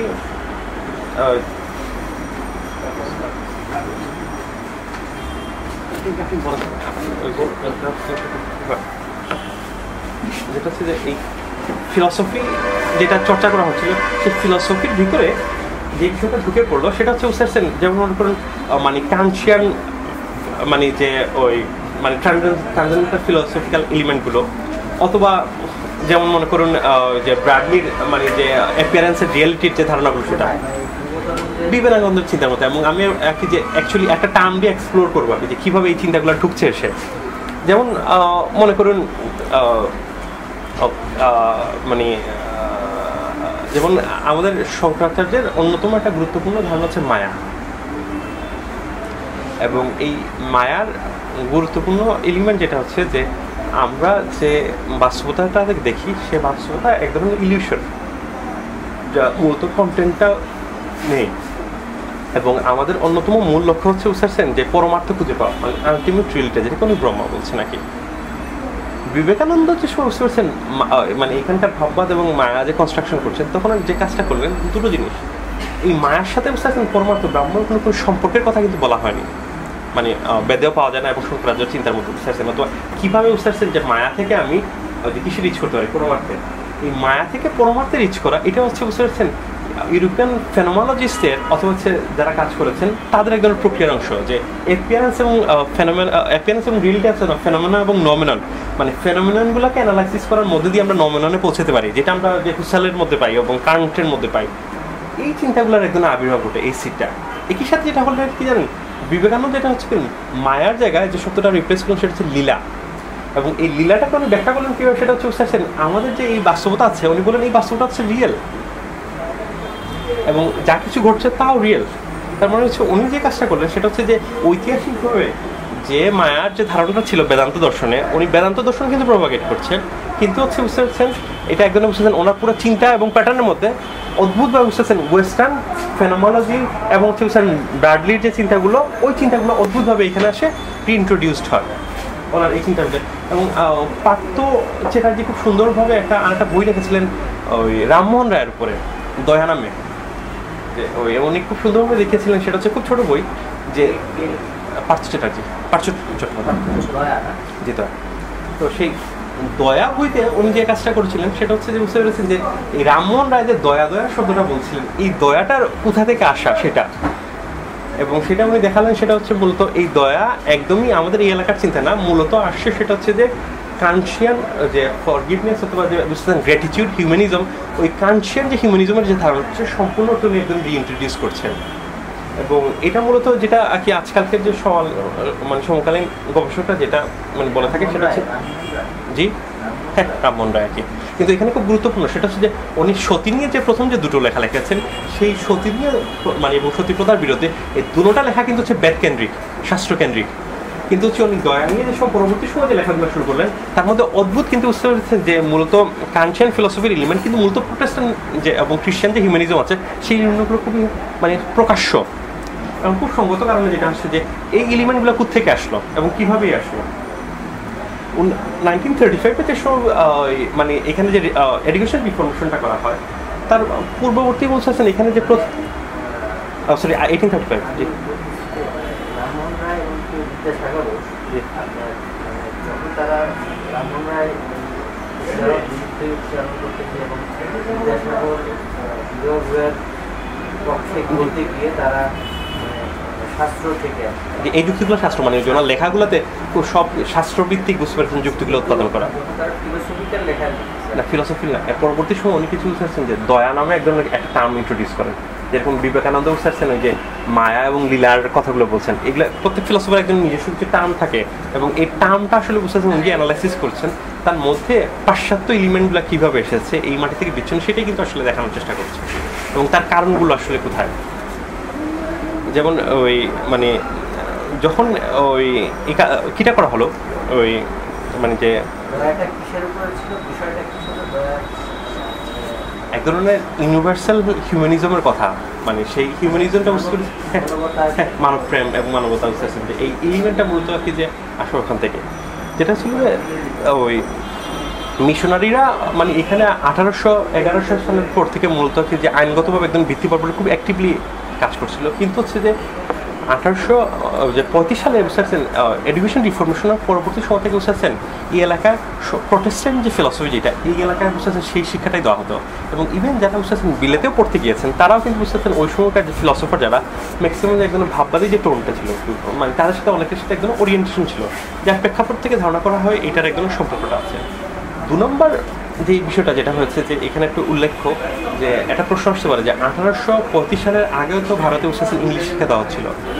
ফোর্ট উইলিয়াম কলেজটা বুঝতেছেন এই কলেজটা একদমই বুঝতে পেরেছেন যে ভারতবাসীদের জন্য করা হয়নি। ফোর্ট উইলিয়াম কলেজটা করা হয়েছিল মূলত ইস্ট ইন্ডিয়া কোম্পানির যে স্টাফ যারা ছিল যারা এখানে কাজ করতো এবং তৎকালীন সময় পার্সিয়ান ছিল অ্যাডমিনিস্ট্রেশনের ভাষা তখন যেটা করেছিল এবং কোর্টের ভাষা, যার ফলশ্রুতিতে ওই মানে ফোর্ট উইলিয়াম কলেজে যেটা হচ্ছে এখানকার সংস্কৃত, আরবি, পার্সিক এবং হচ্ছে কিছু বার্নাকুলার ভাষাগুলো রচনা করা হতো, যার ফলশ্রুতিতে ফোর্ট উইলিয়াম কলেজে বুঝতেছেন যে মানে ফরেনারদের শিক্ষা দেওয়ার জন্য কিন্তু বাংলার প্রথম ব্যাকরণটাই কিন্তু ফরেনাররা রচনা করেন, যার কারণে আজকালকে যে বাংলা ব্যাকরণের যে বিউপনিবেশীকরণ যে কথাগুলো বারবার উঠে আসছে ওই সিটটা কিন্তু ওইখান থেকেই আসা আর কি। তো এই যে মানে ফোর্ট উইলিয়াম কলেজের তাহলে প্রথম মানে ইংলিশ শিক্ষা মানে করার প্রথম কলেজটা কখন হলো সেটা হচ্ছে 1826 সালে হিন্দু কলেজ। এই হিন্দু কলেজটা মূলত রামমোহন রায় 1816 সালে যে সময় কিসে আসেন ওই যে কলকাতা আসেন, কলকাতা আসার পরে বুঝতে পেরেছেন উনি মূলত আর কি যে ইস্ট ইন্ডিয়া কোম্পানি ওই সময় তদানীন্তন গভর্নর, যিনি গভর্নরকে পার্সু করে বুঝতে পেরেছেন 1826 সালের দিকে এটা প্রতিষ্ঠাকে এবং পরবর্তী সময় 1835 সালে মানে পুরো রিফর্মেশনের মধ্যে দিয়ে আসলে এখানে মূল স্ট্রিম যে চর্চাটা শুরু হয় সেই চর্চাটাই হচ্ছে মূলত ওই মানে ইংলিশ ভাষা কেন্দ্রিক আর কি। এখন এই ইংলিশ ভাষা কেন্দ্রিক যে চর্চা করার কারণে দুটো গুরুত্বপূর্ণ ঘটনা ঘটেছিল এবং সেই যে 1835 সালে যে এডুকেশন রিফর্মেশন মানে যে লড়ার কারণে যাকে আমি মানে মূলত যেটা বলি যে এপিস্টিমোলজিক্যাল ডিসপ্লেসমেন্ট মানে জ্ঞানতাত্ত্বিকভাবে আমরা ঐতিহাসিক একদম বিচ্ছিন্নভাবে পড়ি আর কি আমার ঐতিহ্য থেকে, সেটা হচ্ছে যে এই এলাকায় দীর্ঘকালে যেমন অনম্বরটা লেখা পর্যন্ত 17th সেঞ্চুরি পর্যন্ত আমি যেটা দেখালাম সেটা হচ্ছে যে চিন্তাটা হয়েছিল সংস্কৃত ভিত্তিক। প্রথম দিকে পালি এবং মানে যে মাগবি মানে যে প্রকৃত ভাষা বুঝতেছেন মানে না হলে মাগবি ভাষায় যে চর্চাগুলো হয়েছিল জৈন এবং বুদ্ধরা, পরবর্তী সময় বুঝতেছেন 2nd সেঞ্চুরির পর থেকে মেইন স্ট্রিম সব লেখা কিন্তু সংস্কৃত ভাষায় লেখা, যেটা হলো যে 1835 সালে বুঝতেছেন প্রথম যেটা হচ্ছে এর আগে যে মঠ কেন্দ্রিক যে শিক্ষা ব্যবস্থা যেটাকে একদম অর্থায়ন করতো ব্রিটিশ অথবা মাদ্রাসা একাডেমি, সেই শিক্ষা ব্যবস্থা থেকে অর্থায়ন বন্ধ করার ফলে একটা নতুন ক্লাস তৈরি হলো যারা হচ্ছে বুঝতেছেন সংস্কৃতি ভাষা কেন্দ্রিক যে জ্ঞান চর্চা হয়েছিল তা থেকে বিচ্ছিন্ন। তার কারণ হচ্ছে এটা ভাষা তো ভাষা না, ভাষা হচ্ছে জ্ঞানের ডিসপোজাল, সেই জ্ঞান থেকে একদম বিচ্ছিন্ন। এবং এদের অনেকেরই মানে যে সংস্কৃত ভাষাভিত্তিক যে জ্ঞানগুলো তার সাথে পরিচিত হচ্ছে এশিয়াটিক সোসাইটির বিভিন্ন যে মানে বইগুলো প্রকাশিত করেছিল এই এলাকার মানে দর্শন এবং চিন্তাগুলো তার মাধ্যমে। 2 নম্বর যেটা মানে যে এটা হচ্ছে যে ভাষার সাথে একটা যে মাধ্যমটা যেটা হলো যে এই যে ভাষা থেকে বুঝতেছেন বিচ্ছিন্ন হওয়ার কারণে যে আমাদের যে দীর্ঘ যে চর্চার ইতিহাস, সেই চর্চার ইতিহাস থেকে একদম বিচ্ছিন্ন হওয়া, যার কারণে কলোনিয়াল পিরিয়ডে যে জ্ঞানটা চর্চা হয় তা কমপ্লিটলি বুঝতেছেন এর আগের পূর্ববর্তী জ্ঞান থেকে সম্পূর্ণ কিন্তু ভিন্ন, যার সাথে আর কি পুরো আগের কোনো মানে যে মাত্রাগুলোর সাথে এক ধরনের সম্পূর্ণ সম্পর্ক খুঁজে পাওয়া খুব কঠিন।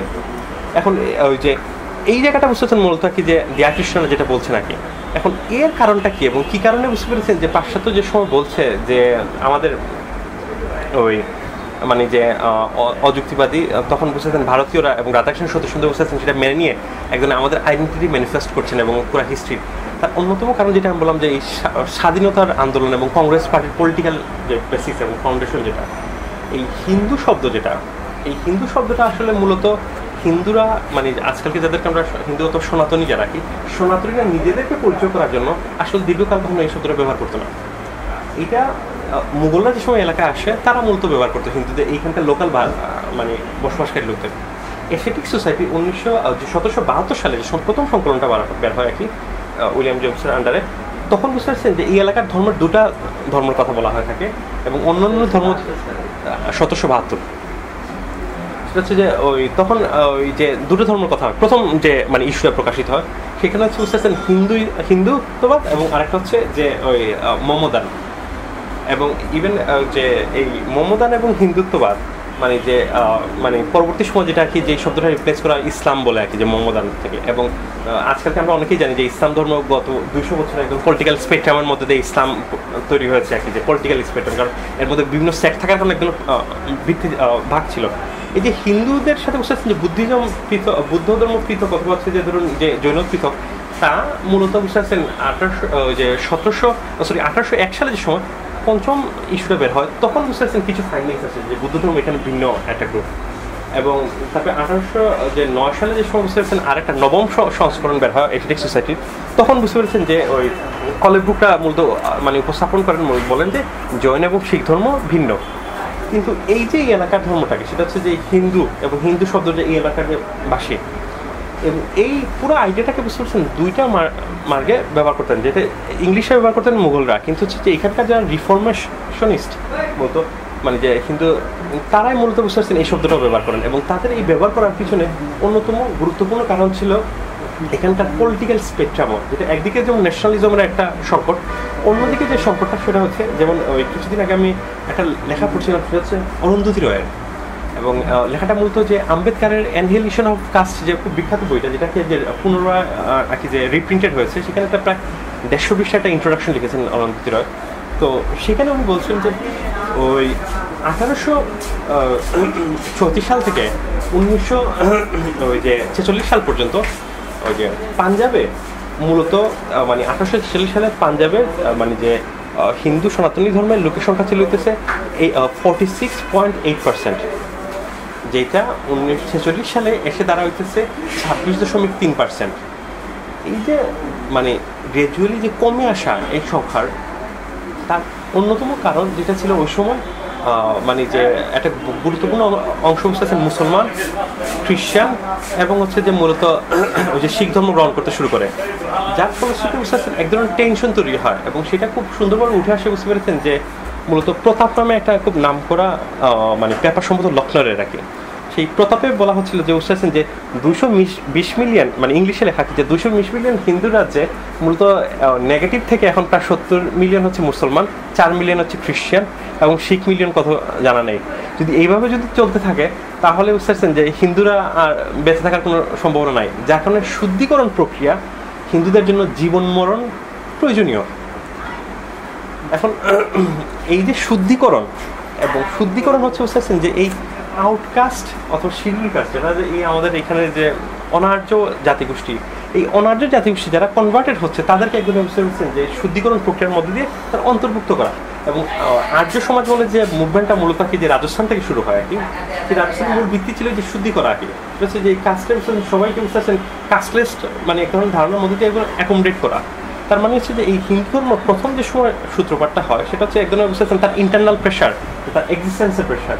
পরবর্তী সময় কংগ্রেস পলিটিক্যাল পার্টির মাধ্যমে তার একদম বুঝতে পারছেন যে ন্যাশনালিস্ট এজেন্ডা তৈরি হয়, এবং যেই ন্যাশনালিস্ট এজেন্ডা বুঝতে পারছেন পরবর্তী সময় মূলত আমরা যেটা দেখি সেটা হচ্ছে যে এই মানে যে এই পুরা ভারতীয় অঞ্চলকে একদম আধ্যাত্মিক রূপান্তর দেওয়া, এবং হচ্ছে যে আমাদের এই যে আজকালকে যে মোদির যে একটা বক্তব্য আছে না যে শুধু মানে ভারতে হিন্দুরাই হিন্দু নয়, সেটা হচ্ছে পুরো এই সাবকন্টিনেন্টের মানুষ হিন্দু। এটা মূলত এই হিন্দু জাতীয়তাবাদটাকে একদম রূপান্তর করা হচ্ছে বুঝতেছেন যে সর্বদলীয় একদম সব মানুষের একদম রূপান্তর করা হচ্ছে। এখন এটা একটা প্রক্রিয়ার অংশ, এবং সমকালীন ম্যাক্সিমাম গবেষকরাই মনে করে সেটা হচ্ছে যে এই ইন্টারনাল প্রেশার যেটা হচ্ছে যে ওই জাতপাত মানে নিম্ন বর্গীয়দের বুঝতে পেরেছেন মূলত কনভার্সন এবং হচ্ছে ন্যাশনালিজমের এক ধরনের আমব্রেলার মধ্যে দিয়ে আসলে এই হিন্দু ধর্মটা তৈরি। এবং এই যে হিন্দু ধর্মের কনস্ট্রাকশনটা এবং যার মানে মূলত বেদভিত্তিক হলো, এটা একদম বৌদ্ধিক কনস্ট্রাকশন যার মধ্যে একদম প্রোটেস্ট্যান্ট যে এলিমেন্ট অথবা খ্রিস্টান যে এলিমেন্টগুলো এগুলো খুব বর্তমান। এবং যদিও মানে যে ক্ষিতিমোহন সেন, অমর্ত্য সেনের নানা, যিনি হিন্দু ধর্ম একটা দীর্ঘ বই লিখেছেন নাকি, এনারা মূলত মনে করেন যে হিন্দু ধর্ম মূলত ফর্মেশন হয়েছে যে মুসলমানরা এই এলাকায় আসার পরে থেকে। আবার অনেকে যেমন আরসি মজুমদাররা মনে করেন এর আগে থেকেই ফর্মেশন হয়েছে, কিন্তু সমকালীন গবেষকরা খুব পিনপয়েন্ট করেছেন যে হিন্দু ধর্মের যে রিফরমেশনিস্ট যে ক্যারেক্টারিস্টিক, এটা সম্পূর্ণ অর্থে কলোনিয়াল পিরিয়ডে ইংলিশ শিক্ষায় শিক্ষিত জনগোষ্ঠী দ্বারাই কনস্ট্রাক্টেড একটা বিষয়, এবং যা মানে যে ভারতীয় জাতীয়তাবাদের একটা গুরুত্বপূর্ণ এলিমেন্ট ছিল। এবং যা একই সাথে যেটা করেছে সেটা হচ্ছে এই হিন্দু রিফরমেশনিজম ভারতের একটা বিশাল অংশ জাতিকে তার জাতীয়তাবাদের অংশ থেকে বিচ্ছিন্ন করে দিয়েছে। এখন আপনার খুব স্বাভাবিক প্রশ্ন জাতীয়তাবাদ আসলে কি? জাতীয়তাবাদ নিয়ে তো অনেক ধরনের বিষয় আছে, যেমন কিছু দল মনে করেন যাতে হচ্ছে একজন ঐতিহাসিক জাতি রক্তকেন্দ্রিক জাতিগোষ্ঠী যার সংস্কৃতির মধ্যে দিয়ে যে একজনের মানে কমন ভাবনা চিন্তা আছে। আবার কিছু কিছু লোক যেটা মনে করেন যে জাতীয়তাবাদ হচ্ছে ইমাজিং কমিউনিটি, যে কমিউনিটি একদম ম্যানিফেস্টেড হয়। ভারতে বুঝতেছেন হিন্দুইজম একদম ম্যানিফেস্টেড আইডেন্টিটি, যে আইডেন্টিটি একদম ন্যাশনালিজমের মানে বুঝতেছেন, এবং এটা ক্রমবর্ধমান। এবং এই ম্যানিফেস্টেশন যেমন ফিলোসফাররা কাজ করেছেন, একই সাথে বুঝতে পেরেছেন কাজ করেছেন হচ্ছে যে ঐতিহাসিকরা, একই সাথে কাজ করেছেন যেমন আর্কিওলজিস্টরা, যেমন বিকেলাল, যিনি কী করেছেন মহাভারতের বুঝতেছেন ওই লোকেশনগুলোকে যে একদম আর্কিওলজিক্যাল ভিত্তি আছে সেটা প্রতিষ্ঠা করার চেষ্টা করেছেন, এবং এর মধ্যে দেখবেন হিন্দুদের সমৃদ্ধ করার একবারে 100 বছর 150 বছর একদম অনগোয়িং প্রসেস। এবং সেই জাতীয়তাবাদ সবসময় ভারতের একটা গুরুত্বপূর্ণ অংশ, কিন্তু মানে আমি কি বেশি লম্বা করে যে ওই বড় অংশের আসলে বাদ দিয়ে গেছে, কিন্তু তারপরে অনগোয়িং ফর্মেশনের মধ্যে দিয়ে আসলে এই জাতীয়তাবাদটা ঠিক আছে। মানে এই যে মানে ডাউন টু আর্থ যেটা হচ্ছে আমরা দেখছি যে পলিটিক্যাল কনস্ট্রাকশন যার বুঝতেছে ন্যাশনাল আইডেন্টিটি যেটা খুব গুরুত্বপূর্ণ, কিন্তু মানে এই হিন্দু কাদেরকে আসলে হিন্দু বলা হবে এবং বুঝতে পেরেছেন, এবং এটা যে পলিটিক্যালি কনস্ট্রাকশন এবং যে তার রূপান্তরটা পাওয়া যায় ভারতের কনস্টিটিউশনের মধ্যে।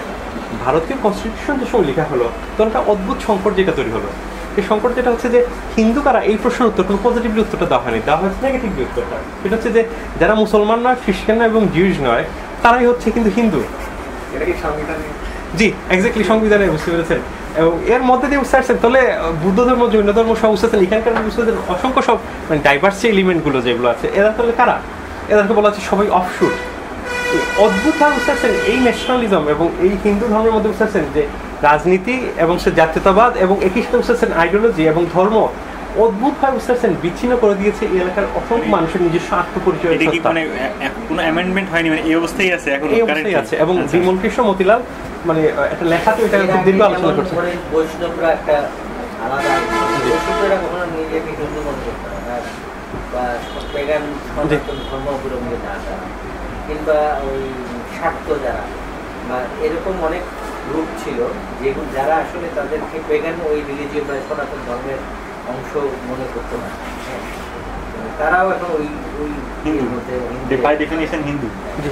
কিন্তু এই সংকটটা আরো গভীর, যেটা হচ্ছে যে ধরুন মানে যেটা হচ্ছে ধরুন এই যে মানে হিন্দু বলতে একজন বুঝতে পারছেন যে কলকাতা সব বুঝতে পারছেন যে ভারতীয় এলিট ক্লাসের একজন কনস্ট্রাক্টেড আইডেন্টিটি, কিন্তু এই কনস্ট্রাক্টেড আইডেন্টিটি বলার ভিতরে বুঝতে পারছেন যে সময় প্রথম দিকে ইমার্জ করে, যেমন অনেকেই আজকালকে যেমন হচ্ছে যে কয়েকদিন আগে আমি একজন ভদ্রলোকের লেখা পড়লাম মানে মূলত যে ইজ মানে হিন্দুইজম কনস্ট্রাক্টেড নামে আর কি, অক্সফোর্ড থেকে প্রকাশিত। মানে ব্রায়ান পেডিংটন, উনি বলছেন আসলে হিন্দু ধর্মটা মানে কনস্ট্রাক্টেড না, এটা হচ্ছে এবং পলিটিক্যাল শেখা, উনি আসলে আর কি যে পুরো কাউন্টার এক্সাম্পল মানে আর্গুমেন্টটা তৈরি করার চেষ্টা করছেন। কিন্তু মজার এবং উনি বলছেন যে এটা আসলে ঐতিহাসিকভাবে 1000 বছর ধরে চর্চা হয়ে আসছে। মজার বিষয়টা হচ্ছে বুঝতে পেরেছেন, আমার ওনার বই পড়ে মনে হচ্ছে উনি কখনো ভারতে আসেনি। তার কারণ হচ্ছে যে ভারতের বুঝতে পেরেছেন মানে যে এই মানে এক এলাকার মানে ধরুন বাংলা এই এলাকার বুঝতেছেন যে এই সনাতন ধর্মের বুঝতেছেন চর্চার মধ্যে এত ডাইভার্সিটি যে যার সাথে বুঝতে পেরেছেন অন্য এলাকার বুঝতেছেন কোনো মিল খুঁজে পাওয়া যায় না। এবং এই যে ছোট ছোট যে ধারাগুলো বুঝতেছেন এইটাও কিন্তু আসলে ধারা না, একদম ধর্মীয় একদম চর্চা আছে। কারণ আমাদের এখানে এলাকা আসলে ধর্ম কোনো ইনস্টিটিউশনাল ধর্ম না, ধর্ম হচ্ছে ওয়ে অফ লিভিং, যার প্রেক্ষিতে বুঝতেছেন এগুলো নিজস্ব ধারা।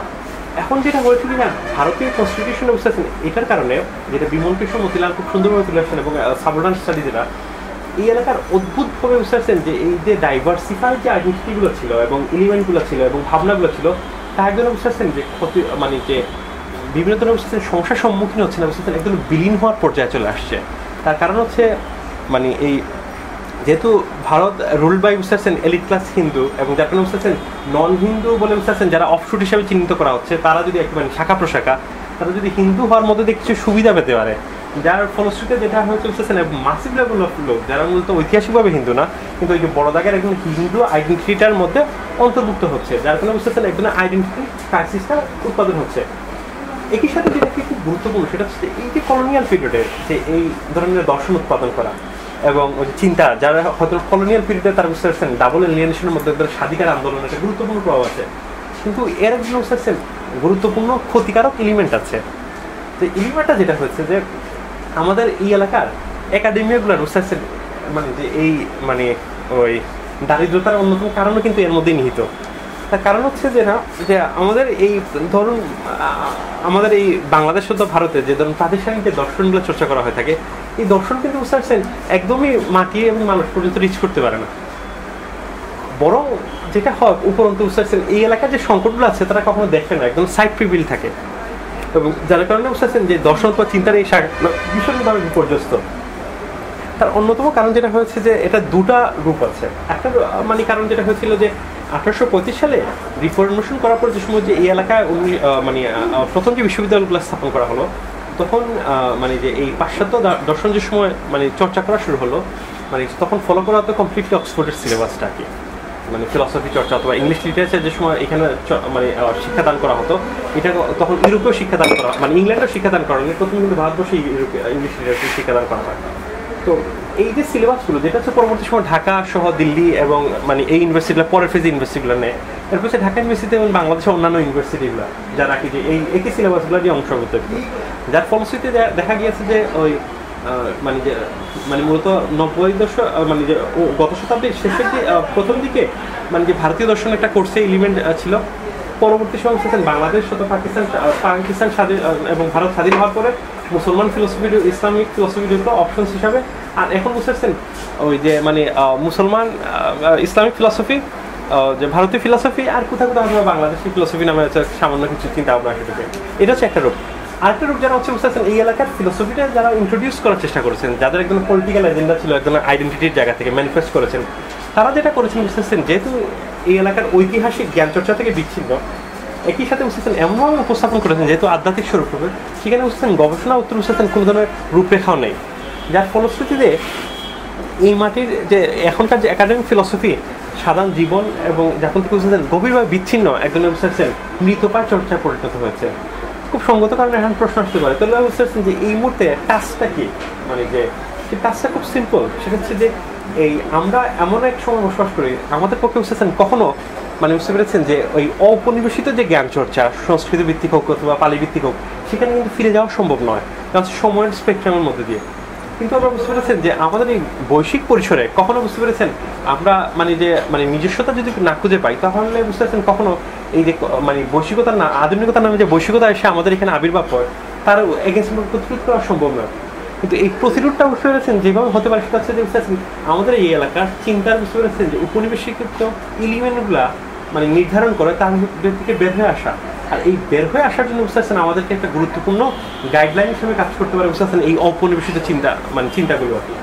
যার প্রেক্ষিতে যেটা হচ্ছে যে ধরুন মানে যেটা খুবই প্রয়োজন সেটা হচ্ছে যে আমাদের এই যে সমকালীন যে মানে সামাজিক এবং রাষ্ট্রিক সমস্যাগুলো একই সাথে যে গ্লোবাল সমস্যা মিলনের মধ্যে দিয়ে বুঝতে পারছেন একজনের বিউপনিবেশিত চিন্তার প্রচেষ্টা করা যায়, একই সাথে বৈশ্বিক এবং একই সাথে লোকাল অরিজিন দুটা, যার মধ্যে দিয়ে কিন্তু বুঝতে পারছেন আমরা যে কাজটা করতে পারি, একজনের বুঝতে পারছেন যে বিশ্ব পরিসরে বুঝতে পারছেন একজন আমরা জ্ঞান উৎপাদন করতে পারি। আদারওয়াইজ এটা খুবই ডিফিকাল্ট আর কি।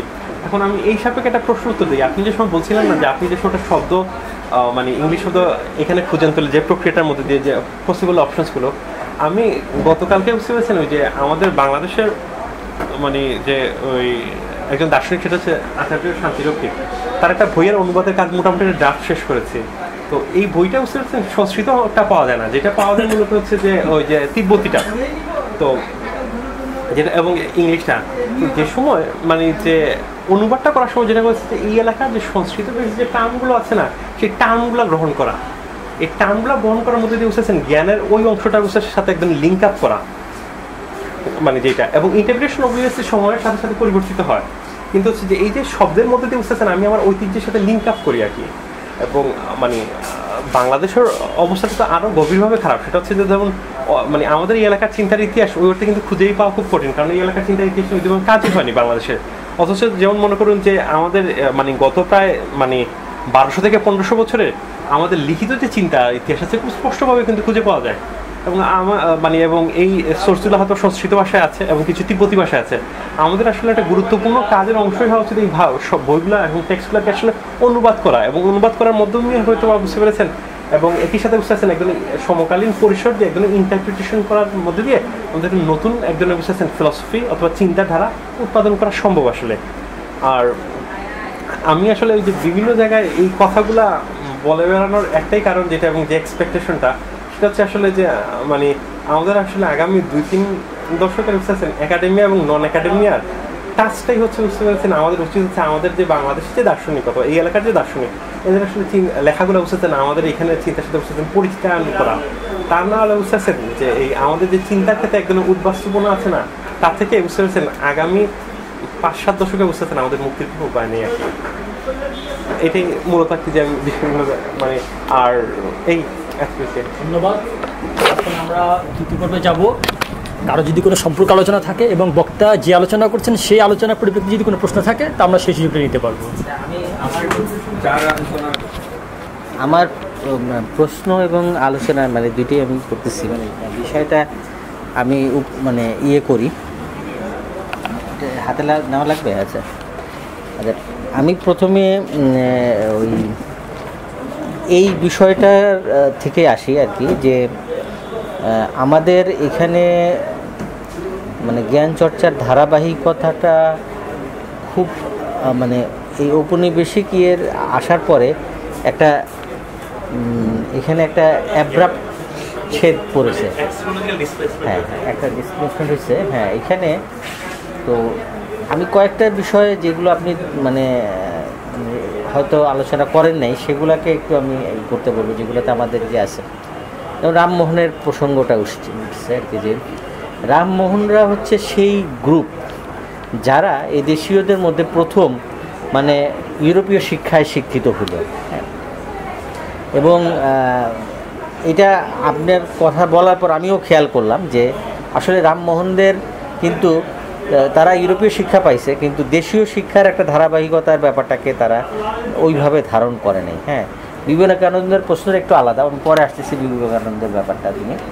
তো রামমোহনের ক্ষেত্রে মানে যেটা মানে মানে আপনি ওইটা বললেন, আমি তো ওনার ওই লেখাগুলো পড়ি নাই, যে আমি এটা জানতাম যে উনি যখন বিধবা বিবাহের বিরোধিতা করতে গেছেন, হ্যাঁ, এই আইডিয়াটাও মানে কি বিধবা বিবাহকে ওই না সরি মানে সহমরণকে ওইভাবে দেখার এই এটাও মানে আমার মনে হয় যে এটাও মানে তার মানে পাশ্চাত্য শিক্ষার একটা প্রভাব নিশ্চয়ই তার মধ্যে আছে, সেটা থেকে আসে। কারণ তখন এই মানে ব্রিটিশ ইয়েরাও চাচ্ছিল যে এটা উঠে যাক, এবং সেটাকে উনি একটু জনপ্রিয় করার জন্য আর কি, যে শাস্ত্রেই এটা নাই আর কি, বা বিধবা বিবাহ শাস্ত্রে আছে, এটা মানে এই ধরনের একটা দেখানোর একটা ব্যাপার তারা করছে। এবং পরবর্তীতে উনি হয়তো ওই মানে তার যে মানবিক ইগুলাতে সে ওয়েস্টার্ন ইয়েতে ছিল। কিন্তু এখানে আমি বলতেছি যে এই গ্রুপটা যারা আসলে প্রথমে শিক্ষিত হইল তারা কিন্তু আরেকটা সংকটে পড়ছে সেখানে, সেটা হচ্ছে যে ধর্ম নিয়ে তাদের একটা সংকট। ব্রাহ্ম ধর্মটা যে আসলো এখানে মানে যেটা মানে ঠিক মুসলমানদের এই সংকটটা ছিল না, মানে তারা যে তিনটা বিষয় নিয়ে পড়লো, একটা হচ্ছে একেশ্বরবাদ, আর একটা হচ্ছে এই যে বিধবা বিবাহ মানে সমরণ, বিধবা বিবাহ, এই বিষয়গুলা মানে মানে এগুলা ওয়েস্টার্ন শিক্ষার কারণেই তাদের কাছে তাদের ধর্মের এই জিনিসগুলোকে নিয়ে খুব তারা ছিল, এবং তখন তারা একটা নতুন ধর্মই মানে করলো মানে যেটা। এবং আমার যেটা মনে হয় যে বিবেকানন্দ যেটা করছে, বিবেকানন্দ মানে ওই ব্রাহ্ম ধর্মের কারণে মানে এই ইংরেজি শিক্ষিত এই গ্রুপ বা ইউরোপের শিক্ষায় শিক্ষিত গ্রুপে তারা যেভাবে মানে তাদের সনাতন ধর্মকে ত্যাগ করতেছিল, সেখান থেকে তাদেরকে নিয়ে আরেকটা জায়গায় নিয়ে আসার জন্য এখানে বিবেকানন্দের একটা ভূমিকা আছে। এবং বিবেকানন্দ এই জন্য নায়ক হয়েছে, রামমোহন হিন্দুদের নায়ক না, হ্যাঁ নায়ক বিবেকানন্দই হয়েছে। কারণ হলো বিবেকানন্দ মানে মানে তার মতো করে মানে মানে শাস্ত্রকেও একভাবে ডিফেন্ড করছে, হিন্দুত্বকে ডিফেন্ড করছে, এমনকি নারীর প্রতি যে ইয়েগুলো করা হয়েছে সেটাকেও সে ডিফেন্ড করছে বিভিন্নভাবে, এবং সেটার সাথে পাশ্চাত্য ইয়েগুলোকে মিশায় টিশায় একটা জগা খিচুড়ি কিছু একটা দিছে, যেটা দিয়ে আলটিমেটলি হিন্দুবাদী। এবং এইটা আমার মনে হয় যে রামমোহনের চেয়ে মানে বিবেকানন্দ এই দিক থেকে মানে এই যে হিন্দু মানে কনস্ট্রাক্টেড হিন্দুইজম এবং এটাকে করার তো এখানে তো আমার মানে সেটা হচ্ছে যে ভুলে যাব, মূলত হচ্ছে যে আপনার যে অনুমান করছিলেন সেটা হচ্ছে যে রামমোহন রায়ের এই যে সতীদাহ প্রথার বিরুদ্ধে অবস্থানটা হয়তোবা যে ওয়েস্ট থেকে আসা আর কি, যে এক ধরনের এটা আসলে মূলত অনেকে সন্দেহ করেন, কিন্তু এটা দুটো কারণে বলা যাবে না। একটা কারণে হচ্ছে যে এটা খুব ক্রিটিক্যাল কতগুলো জায়গাগুলো, সেটা হচ্ছে যে ওনার যে লেখার উপর বেস করে আমরা আলোচনাটা করব, সেই লেখাটা বুঝতে পারছেন একদমই পাশ্চাত্যে কোনো রেফারেন্স পয়েন্ট নাই, সব হচ্ছে শাস্ত্রকেন্দ্রিক। এটা হচ্ছে একটা উপনিষদ, বেদ এবং বিষ্ণু পুরাণ, যার প্রেক্ষিত থেকে বুঝতে পারছেন এটা। দুটো হচ্ছে আর্গুমেন্টেশনের ফর্মটা হচ্ছে এই এলাকার মানে যে মানে নিয়ে উপস্থাপন করেছেন, এটা একটা বিষয়। দুটো হচ্ছে বিবেকানন্দের বিষয়টা হচ্ছে মানে যেমন হচ্ছে বিবেকানন্দ একটা লেখা আছে, যেমন হচ্ছে যে বলছি যে ওনার মানে মানে ওনার যে মানে দৃষ্টিভঙ্গিটা মানে এটাকে ওইভাবে ক্রিটিক্যালি দেখার আর কি, মানে এটা তো চলে আসতেছিল, কিন্তু চলে তার যে অবস্থান দেখাটা আর কি সেইটার ইয়েটা হয়েছে। কিন্তু ঠিক আছে, রামমোহন রায় বিষয়টা খুব স্পষ্ট, তার লেখাগুলোর মধ্যে যে দয়ার ধারণা দিয়ে ব্যাখ্যা করা যায়। বিবেকানন্দ যেটা হচ্ছে, যেমন বিবেকানন্দ খুব নাম করে একটা লেখা আছে, সেটা হচ্ছে এখানে একটা বিষয় বলে রাখি, সেটা হচ্ছে যে কলোনিয়াল পিরিয়ডে যে আমাদের এই মানে ইংলিশ জানা মানে যে লোকজনের যে ফিলসফিটা চর্চা করেছেন না, এই ফিলসফিটা বড় অংশ বুঝতেছেন আজকালকে কোথাও পঠিত হয় না, কারণ তার রিলিভেন্স হারিয়ে ফেলেছে। এবং মানে কলোনিয়াল পিরিয়ডে মানে যে এই ইংলিশ জানা বুঝতেছেন মানে লোকের বুঝতেছেন একটা বড় অংশ যে ফিলসফিগুলো বুঝতেছেন আজকাল কোথাও পঠিত হয় না। এদের একই সাথে বুঝতেছেন একটা ক্রাইসিস ছিল, একই সাথে বুঝতে পারছেন এই অঞ্চলকে রিপ্রেজেন্ট করা, একই সাথে বুঝতে পারছেন পাশ্চাত্যকে বুঝতে পেরেছেন যে মানে সাথে বুঝতে পারছেন এনকাউন্টার করা এবং সে নিজেকে পরিচিত করে তোলা, বুঝতে পারছেন তারা একজনের ট্রুলি মানে অনেক করতে গ্লোবাল ফিলসফার, যেটা ওয়েস্ট না, তারা একসাথে একজনের বুঝতেছেন গ্লোবালাইজড হওয়ার চেষ্টা। কিন্তু ঘটনাটা যেটা হয়েছে যে এর প্রভাবটা হয়েছে বুঝতেছেন গভীরভাবে ভারতীয় থেকে পশ্চিমার প্রভাবটা বেশি, কিন্তু তাদের একজন গ্লোবাল হওয়ার জন্য একজন প্রবণতা ছিল। এবং আজকালকে অনেকে তাদেরকে একজন এলিয়ান হিসেবে অথবা অবতার হিসেবেও চিহ্নিত করেন, মানে যে বাইরে থেকে কোথা থেকে আসা এই পুরা ক্লাসটাকে আর কি। কিন্তু বিবেকানন্দের একটা লেখার আমি একটু বলি আর কি, কোট করে, সেটা হচ্ছে যে সম্ভবত ওনার এই লেখাটার নাম হচ্ছে যে রেনেসান্স ইন ইন্ডিয়া। তো উনি বলছেন যে আমাদের এই রেনেসান্স হচ্ছে বুঝতে পারছেন প্রতিষ্ঠিত কোনো কিছু ভেঙে দেওয়া না, সেটা হচ্ছে একদিন বুঝতে পারছেন ফিরে যাওয়া, রিভাইভালিজম। এই রিভাইভালিজম বুঝতে পারছেন ওর সম্পর্কে উনি বলতে চাই বলছেন যে ট্রু এনলাইটমেন্ট মানে রিজেক্ট নো নিউ লাইটস, মানে যে নতুন মানে ওনার মানে যে ট্রু এনলাইটমেন্ট মানে যে সত্যিকার মানে আলো বুঝতেছেন কখনো নতুন বুঝতেছেন জ্ঞান অথবা লাইটকে বুঝতেছেন রিজেক্ট করে না, বরং যেটা করে বুঝতেছেন তা গ্রহণ করে। করুণা গোস্বামী বুঝতে পেরেছেন, আমি বুঝতেছেন খুব নাম করে এই এলাকায় বুঝতেছেন এস্থেটিক্স নিয়ে কাজ করেছেন একজন লোক, শ্রীলঙ্কান লোক আর কি।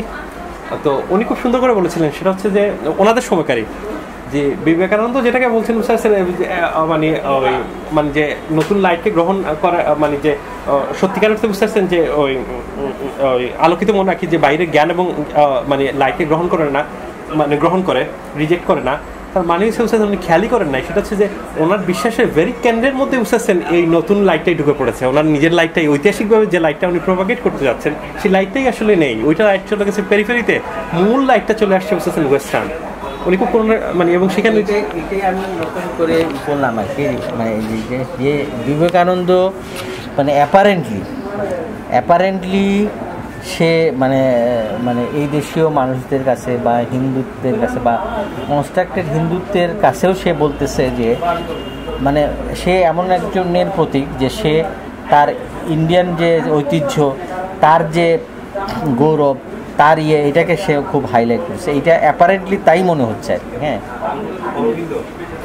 বাবা মা কিন্তু ওনাকে ছোটোবেলায় ইংল্যান্ড বিলাতে পাঠিয়ে দিয়েছিলেন, এবং কারণ হচ্ছে এই এলাকার বুঝতে পেরেছেন যে সংস্কার তারপরে ধর্মগুলোর সাথে যাতে পরিচিত না হয়, মানে একদম সিভিলাইজ মানে আলোকিত মানুষ হয়।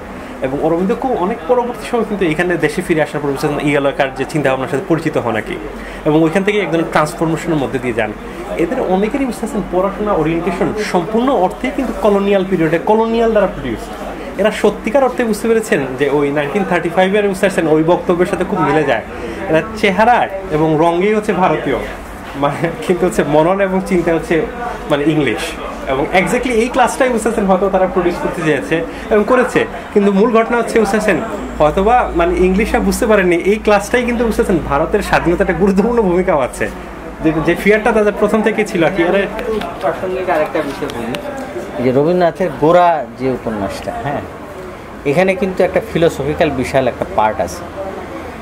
এখানে একটা মানে ওই গোরা যে, হ্যাঁ, গোরা বা তার বাবা, হ্যাঁ, এরা তো প্রথমে এরা হচ্ছে মানে এই গ্রুপ, ওখানে কিন্তু ব্রাহ্মদের একটা অংশ আছে, এবং ব্রাহ্ম যারা ওখানে ইন্টেলেকচুয়াল এলিটদের যাদেরকে দেখানো হচ্ছে এদের মধ্যে অনেকেই ব্রাহ্ম এবং রামমোহনের দ্বারা প্রভাবিত বা ওই গ্রুপ কিন্তু এই গোরার বাবা বা গোরা প্রথমে এরা কিন্তু আবার এক ধরনের ওই মানে হিন্দুত্ববাদ বা তাদের ট্রেডিশনাল ইয়েটাকে করতেছে। এখন রবীন্দ্রনাথ এখানে গোরাকে একটা মানে বাড়ি মারছে আর কি, মানে সেটার ইয়েতে ফাইনালি, কিন্তু তার এই অবজারভেশনের মধ্যে তো ওই সময়ের কিছু রিয়ালিটি তো নিশ্চয়ই আছে। হ্যাঁ, রবীন্দ্রনাথের কেসটা আমি আসলে মানে সামহাম ভুলে গেছি, আলোচিত হয়নি আর কি। রবীন্দ্রনাথের যেমন হচ্ছে তার ইংলিশ লেখাগুলো মানে মোর ইন্টারেস্টিং, আপনি যদি বুঝতে পারছেন সত্যিকার অর্থে ওনাকে বুঝতে চান। তার যেমন হচ্ছে যে 1996 সালে ইংলিশ লেখার একটা সংকলন রয়েছে সম্ভবত পার্ট 4-এ, মানে যে এটা একটা জায়গায় উনি এরকম একটা বক্তব্য আছে, সেটা হচ্ছে যে English are to us like a sun, মানে যে the rejection of is sun to go to the darkness, এবং মানে যে এবং হচ্ছে যে স্বদেশী ভাবনা যেগুলো আছে উনি এরপরে আবার স্ট্রেস করে বলছেন স্বদেশী ভাবনা যে ভাবনাগুলো বলছে এটা হচ্ছে সিম্পলি হইতেছে বুঝতেছেন অন্ধকার যুগে ফিরে যাওয়া। মানে হচ্ছে উনি কিন্তু খুব খুব শার্পলি কনসিয়াসলি তার ইংলিশ লেখাগুলোতে তার অবস্থান কিন্তু স্পষ্ট করছেন। এটা হচ্ছে উনি একজন বুঝতেছেন স্বাধীনতা বিরোধী, যেটা হচ্ছে যে স্বদেশীদের ভাবনা বুঝতেছেন, এবং ইংলিশ লেখাগুলোতে স্পষ্ট হয়। তার সাহিত্যগুলোতে বুঝতেছেন মানে বাংলাগুলোতে বুঝতেছেন হয়তো এক্সপ্লিসিটলি লিখেননি, অথবা আমি ওনার ইংলিশ লেখাগুলোতে এটা পেয়েছি কিছু জায়গায়। ওনার একটা টেক্সট আমি যতদূর জানি সেটা হচ্ছে গিয়ে সত্যজিৎ রায়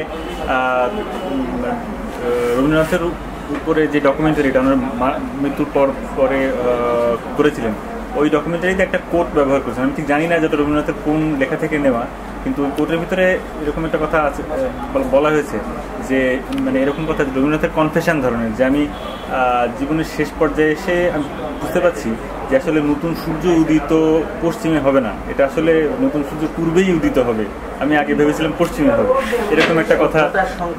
হ্যাঁ,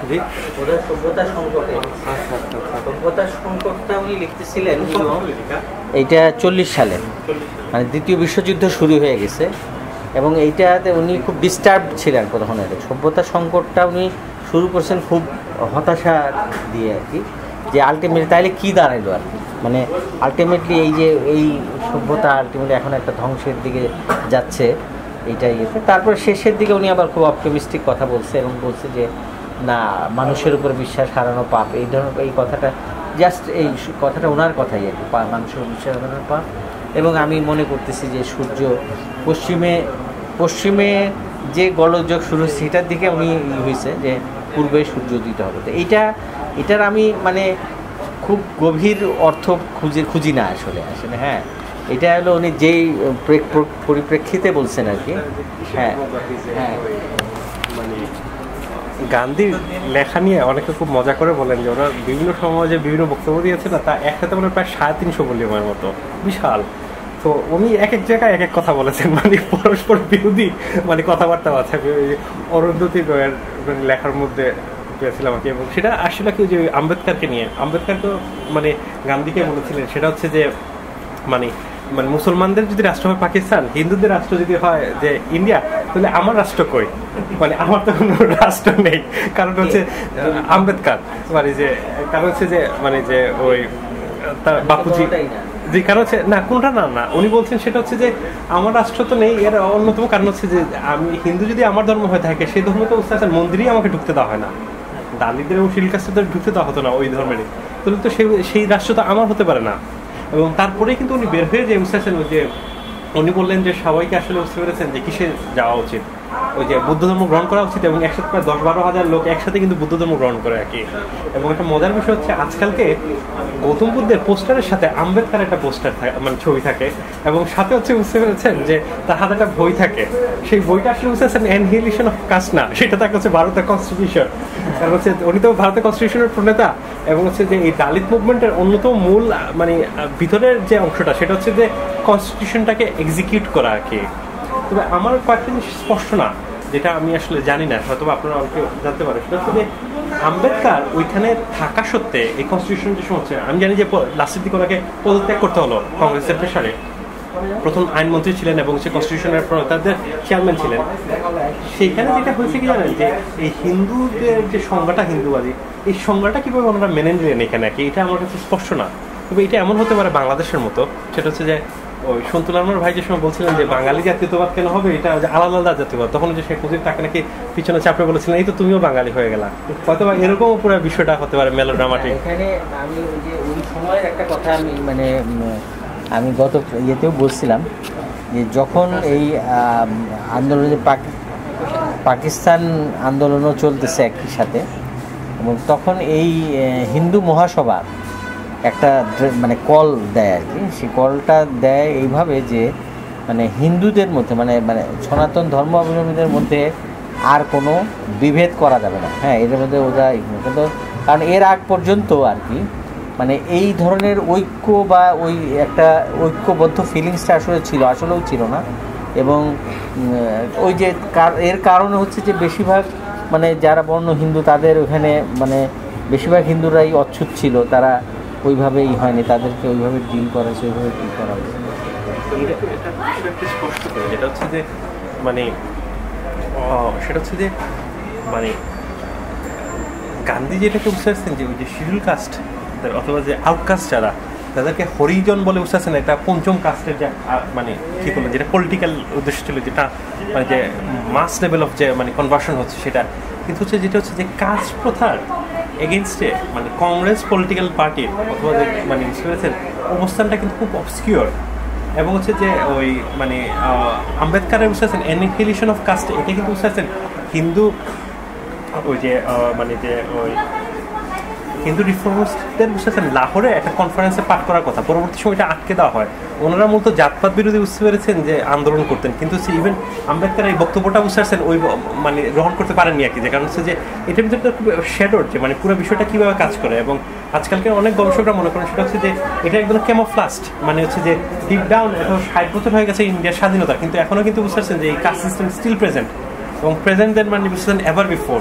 এবং সেখানে ওই যে ভারতের জিডিপি, অর্থ, মানে কার মালিক, এই সম্পদগুলো দেখে খুব দীর্ঘ একটা লেখা পড়েছিলাম, সেখানে দেখা গেল যে বৈশ্য এবং গ্রামীণদের অবস্থা কীভাবে বুঝতেছেন স্টিল বেটার দেন আর কি যে আদিবাসী এবং হচ্ছে যে শিডিউল কাস্টদের থেকে আর কি। এটা পুরো কংগ্রেস পার্টিতেই বর্ণ হিন্দুদের যে মানে ইয়ে ছিল আর কি, ডমিনেন্স ছিল, এই ডমিনেন্সের মানে কারণেই মানে ওই মানে সেই ইয়েটা আসছে আর কি, যে সাম্প্রদায়িক ইগুলা ওইভাবে আসছে। এবং মানে সুভাষ বোসের মতো লোকরা আসলে কংগ্রেসে থাকতে পারে না, এটার কারণে এটার একটা মানে আমি যেটা বলতে চাচ্ছিলাম যে মানে গান্ধী এবং বিবেকানন্দের মধ্যে আমি এই দুজন হচ্ছে যে মানে ভারতীয় জাতীয় আন্দোলনের একদম প্রতীক। এদের মধ্যে একটা কিন্তু বেসিক মিল আছে। বেসিক মিলটা হইল যে এরা মানে এরা অ্যাপারেন্টলি এরা খুবই ভারতীয় মানে ভারতীয় ঐতিহ্য, ভারতীয় এগুলোর একটা প্রতিনিধি হিসাবে ইয়েতে, কিন্তু তাদের অন্তরটা হচ্ছে ঔপনিবেশিক এবং পাশ্চাত্য চিন্তা দর্শনের ইয়েতেই আলোকেই তারা ভারতীয় জিনিসগুলোকে মোল্ড করার চেষ্টা করছে। হ্যাঁ, এবং মানে এখানে যেমন হলো বিবেকানন্দের গুরু হচ্ছে রামকৃষ্ণ আর কি, হ্যাঁ, শ্রীরামকৃষ্ণ। তো কিন্তু রামকৃষ্ণ কিন্তু মানে রামকৃষ্ণর মধ্যে কিন্তু কোনো পলিটিক্স ছিল না। বিবেকানন্দের হাতে পড়ে রামকৃষ্ণ পলিটিক্যালি ব্যবহৃত হয়েছে আর কি। হ্যাঁ, রামকৃষ্ণ ওই কিন্তু রামকৃষ্ণ ওই কালীভক্ত সরল মানে একটা মানে আধ্যাত্মিক লোকই ছিল, তাকে এভাবে ব্যবহার করা হয়েছে ইয়ের ক্ষেত্রেও আর কি। তা আমরা মানে আমি আরেকটা জিনিস এইটাই করেছি যে গান্ধীর বা যে এই যে গান্ধী বা এই যে এই ভারতীয় জাতীয়তা আন্দোলনের যে পলিটিক্যাল দর্শন, হ্যাঁ, সেটার সাথে মানে এই সম্পর্কটা কীরকম ছিল, মানে এটার সাথে আমরা কীভাবে মানে এই যে ভারতীয় জাতীয় আন্দোলন যেটা হলো আর কি, হ্যাঁ, এই আন্দোলনটার সাথে মানে আমাদের ঐতিহ্য বা মানে রিভাইভালিজমের আসলে বেসিক কোনো সম্পর্ক ছিল না, তাই না? মানে আমি যদি আপনার কথাটা বুঝতে পারি এবং যেটা মানে বলছিলাম সেটা হচ্ছে যে এই রিভাইভালিজমের নামে যে রিভাইভালটা করা হয়েছে আর কি, সেটা হচ্ছে একদম কনস্ট্রাক্টেড মানে, এবং এই কনস্ট্রাক্টেডটা হচ্ছে পলিটিক্যালি নেসেসিটি ছিল এবং হচ্ছে ইন্টারনাল এবং এক্সটার্নাল প্রেশার থেকে আর কি। যেটা একটা বললাম যে ইন্টারনাল প্রেশার হচ্ছে যে মাসিভ কনভার্সন, আর এক্সটার্নাল হচ্ছে জাতীয়তাবাদের যে প্রেশার কংগ্রেস পলিটিক্যাল পার্টির। এবং সেটা হচ্ছে যে এই কনস্ট্রাকশনটার মধ্যে বুঝতেন প্রচুর ইউরোপিয়ান যেরকম এলিমেন্টগুলো আছে, যেটা আমরা বললাম যে ওই একেশ্বরবাদ এগুলো এলিমেন্টগুলো ঢুকেছে। আর একই সাথে যেটা হয়েছে বুঝতেছেন এই মানে পরবর্তী সময় এই কনস্ট্রাকশনে যা মানে হিন্দুত্ববাদ পরবর্তী সময় জাতীয়তাবাদের রূপান্তরটা করে, এটাই একটা আমার মূল বক্তব্যটা ছিল। আচ্ছা, ঠিক আছে, আমি ওই আপনার আলোচনার প্রেক্ষিতেই একটা বা দুইটা কোশ্চেন একই সাথে উত্তর দিলে হবে। সেটা হচ্ছে মানে এরকম অনেক জায়গায় বলা হয় যে হিন্দ বা সেখান থেকে হিন্দুস্তান, সেখান থেকে হিন্দুস্তানের সব অধিবাসী হিন্দু। আপনার আলোচনার প্রেক্ষিতে দেখলাম যে এটা একটা কনস্ট্রাক্টেড আইডিয়া হচ্ছে হিন্দু। তো আপনার আলোচনার আবার একটা জায়গায় আছে, সেটা হচ্ছে মুঘল সময়ে হিন্দু বলা হতো। তো মুঘল সময়ে আসলে হিন্দু আসলে কাদের বলা হতো? এটা কি হিন্দুস্তানের অধিবাসী না এখন যে সনাতন ধর্ম তাদের? একসাথে উত্তর দিলে আমার মানে প্রশ্নের উত্তরটা আপনার আলোচনার মধ্যেই আছে আর কি। সেটা হচ্ছে যে এবং এটা মানে আগে সেটা হচ্ছে যে মূলত এই এলাকার সিন্ধু নদীর তীরবর্তী এলাকার লোকদেরকে মানে যে মূলত পার্সিয়ান লিটারেচারে, তারপর হচ্ছে একই সাথে হচ্ছে গ্রিক রোমানদের লেখার মধ্যে উঠে এসেছে, সেটা হচ্ছে যে ওই যে হিন্দু বলে আর কি। যে হিন্দু শব্দ সরাসরি এই শব্দটা মানে মূলত কি যে গ্রিকদের মধ্যেই পাওয়া যায়, কিন্তু হচ্ছে যে এই সিন্ধু নদীর তীরে বসবাসকারী, এখন এই ভারতে যে সিন্ধু নদীর তীরে বসবাসকারী তাদের যে ধর্ম, বুঝতে পেরেছেন, মানে সেটাকে এই হিন্দুটা রিপ্রেজেন্ট করতো না, বরং এক ধরনের বসবাসকারী জাতিগোষ্ঠীকে রিপ্রেজেন্ট করতো। এই জাতিগোষ্ঠীর ধারণা, বুঝতে পারছেন, যে সেটা সিন্ধু থেকে বুঝতেছেন পুরো ভারতীয় সাবকন্টিনেন্টে রূপান্তর লাভ করে প্রথম হচ্ছে মুঘলদের হাত ধরে। মুঘলরা নিজেদের আদার হিসাবে এই হিন্দুদের কথা বলতো, কিন্তু কোনো ভারতীয়রা নিজেদের হিন্দু মুঘল পিরিয়ডে কখনো বলেনি, কোনো ইয়ত্তা পাওয়া যাচ্ছে। ইংলিশ পিরিয়ডে এসে জিনিসটা এরকম ছিল আর কি, যে ইউরোপিয়ানরা এক সময় মানে তারা ওই তুরস্ক এবং ওই দিকের লোকদের ওই জায়গাটাকে বলতো এশিয়া, যেটাকে মানে এশিয়া মাইনর বলা হয়। এবং ওই আগের যারা আলেকজান্ডার সময় থেকে তারা আসছে, তারা ওই সিন্ধু নদী পর্যন্ত আসছে।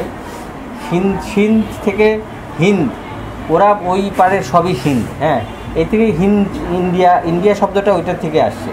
তারপরে পারস্যের লোকরা লোকরা সবাই ওই খাইবার দিয়ে ওরা ওই সিন্ধু নদী পর্যন্ত আসতো, এসে ওই পারের যত আছে সব সিন্ধু, মানে এইভাবে করতো। এবং মুঘলরা এখানে আসার আগে তারা জানছে যে এইটা হচ্ছে ওটা হলো হিন্দ, এই জায়গাটা পুরোটা হিন্দ, কিন্তু ওরা এসেই দেখছে যে এটা তো একটা বিশাল জায়গা, কিন্তু তারা ওইভাবেই বলতো বোধহয় এইটাকে। এটা হলো হিন্দুকুশ পর্বত থেকে আসছে আসলে হিন্দুটা। আরবিতে আপনার ইয়ের উচ্চারণ নাই, যেখানে হিন্দুকুশ পর্বত, যেটা আবার গ্রিকে আপনার বা ইয়েতে উচ্চারণ হয়েছে ইন্ডিয়া। আমার মনে হয় ওইখান থেকে হিন্দু শব্দটা আসছে, যেটা আপনার আলবিরুনি তার ইয়েতে বলেছে, হ্যাঁ, ভারতত্ত্বে বলেছে। যে এখানে সৈকত একটা প্রশ্ন মানে পরিষ্কার যেটা মানে তোলে যে কারণ এই মানে আলোচনার সেন্ট্রাল জায়গা সেটা হচ্ছে যে এই ভারতীয় যে আদার মানে যে সেটা হচ্ছে যে মুঘলদের এখানে উঠে আসছে, যেটা হচ্ছে যে এই মানে হিন্দু ইংলিশদের সময় মানে যেটা হচ্ছে যে রিলিজিয়ন হিসাবে প্রথম দুটা করলো, সেটা হচ্ছে কি মানে একদিকে হচ্ছে মোহাম্মদান আর একদিকে হচ্ছে হিন্দু এশিয়াটিক্সের প্রথম পাবলিকেশনস আর কি। এইটা হচ্ছে খুব গুরুত্বপূর্ণ এবং সিগনিফিক্যান্ট।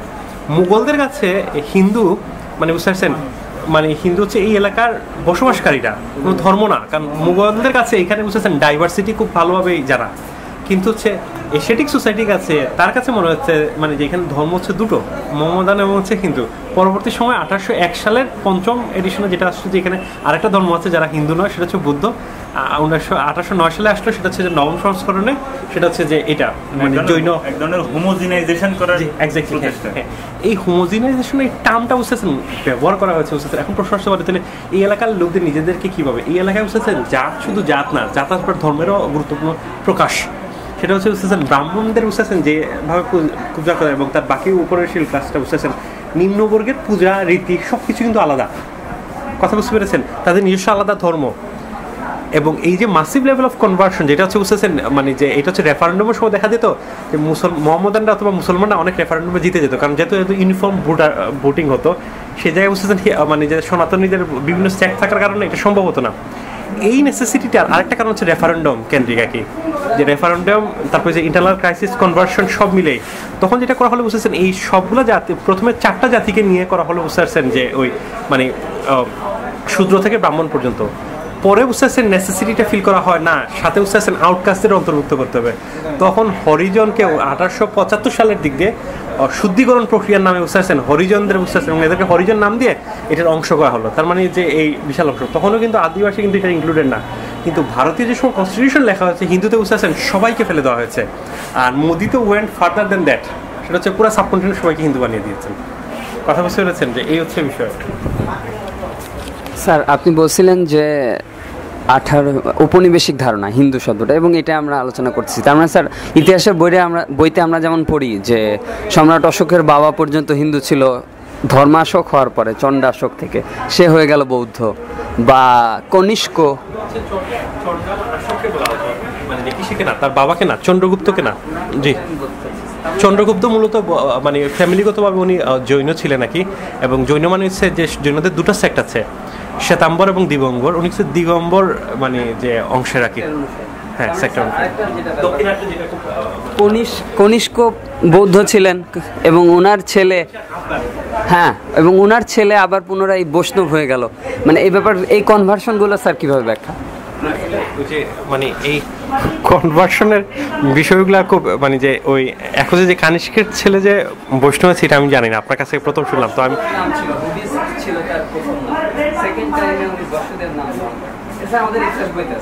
আচ্ছা আমি বলতে পারবো না কি এটা আমি আসলে। আর কানিষ্ক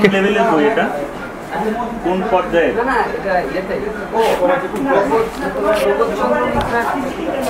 সভ্যতার ইতিহাসে প্রবলেম আছে, ওই যে দাড়িওয়ালা ভদ্রলোক প্রবোধচন্দ্র মিত্র রবীন্দ্র গবেষকের বইপত্র আছে। আমি আসলে এই বিষয়ে কমেন্টস করতে পারবো না, কারণ হচ্ছে আমি জানি না। বাট সেটা হচ্ছে যে কানিষ্কের সময় বুঝতে পেরেছেন যে দুটো গুরুত্বপূর্ণ বিষয় হয় বুদ্ধিজমের, মানে যে ওই একটা যেটা হচ্ছে যে আমরা আজকে যে সাকারগুলো দেখি না, যে বুদ্ধের যে মূর্তিগুলা মাসিভ আকারে উৎপাদনটা শুরু হয়েছে কানিষ্কের সময়। এবং মূলত যে পাঞ্জাবি মূলত বুঝতেছেন কানিষ্কের বুঝতেছেন যে ওই যে প্রচুর স্কাল্পচার পাওয়া গেছে আর কি এখানে। এবং হচ্ছে কানিষ্কের সময় যে আফগানিস্তানে যে তালেবানরা যেটা ভাঙলো না, ওইগুলোও কিন্তু কানিষ্কের সময়। এবং কানিষ্করা একবারে দক্ষিণার্থ পর্যন্ত বুঝতেছেন এদিকে দখল করেছিলেন। কিন্তু মানে যেটা হয়েছে যে কি জানেন, যে ওই একটা গুরুত্বপূর্ণ বিষয় সেটা হচ্ছে যে আপনাকে ওই মানে এই যে পলিটিক্যাল স্পেকট্রামের সাথে যে সময় ধর্মটা জড়িত হয় না, তার বিভিন্ন রং এবং শেপ পায় আর কি, এবং তার বিভিন্ন ধরনের এজেন্ডা এবং উদ্দেশ্য থাকে। এবং মানে কানিষ্কের বুদ্ধ দর্শনের একটা গুরুত্বপূর্ণ অবদান বলা হয়ে থাকে যে কানিষ্কের সময় চায়নায় আর কি ওই অংশে বুঝতে পেরেছেন বুদ্ধিজম গিয়েছে, কিন্তু হচ্ছে কানিষ্কের হাত ধরে আর কি, যে মঙ্গোলিয়া তারপরে মেইনল্যান্ড চায়নার দিকে, এটা তিব্বতের এদিকে কিন্তু যায়নি আর কি। তার কারণ হচ্ছে এদিকে দুর্গম রাস্তার এই কারণে, এটাই কি বলা হয়ে থাকে। বাট কানিষ্কের ছেলের সম্পর্কে আমি কিছু বলতে পারবো না, খুব দুঃখিত। ধন্যবাদ। বক্তাকে তো না আলোচনা, আচ্ছা আপনি, আচ্ছা আচ্ছা আচ্ছা না আমি বলতেছি যে ওই আবার আমি আসি ওই যে হ্যাঁ ইতিহাসের বইগুলো না একটু মানে খেয়াল রাখবেন, সেটা হচ্ছে যে ইতিহাস খুবই রাজনৈতিক জায়গা, বুঝতে পেরেছেন, খুবই পলিটিক্যাল কনস্ট্রাকশন। আমি যে সময় এই ইতিহাস আমি প্রথম দিনই বলেছিলাম যে এটা একটা খুব অরৈখিক ইতিহাস, আর আমি যদি বলি এইটা বুঝতে যে রৌখিক ইতিহাস, এটা কপটতা হবে দুইভাবে।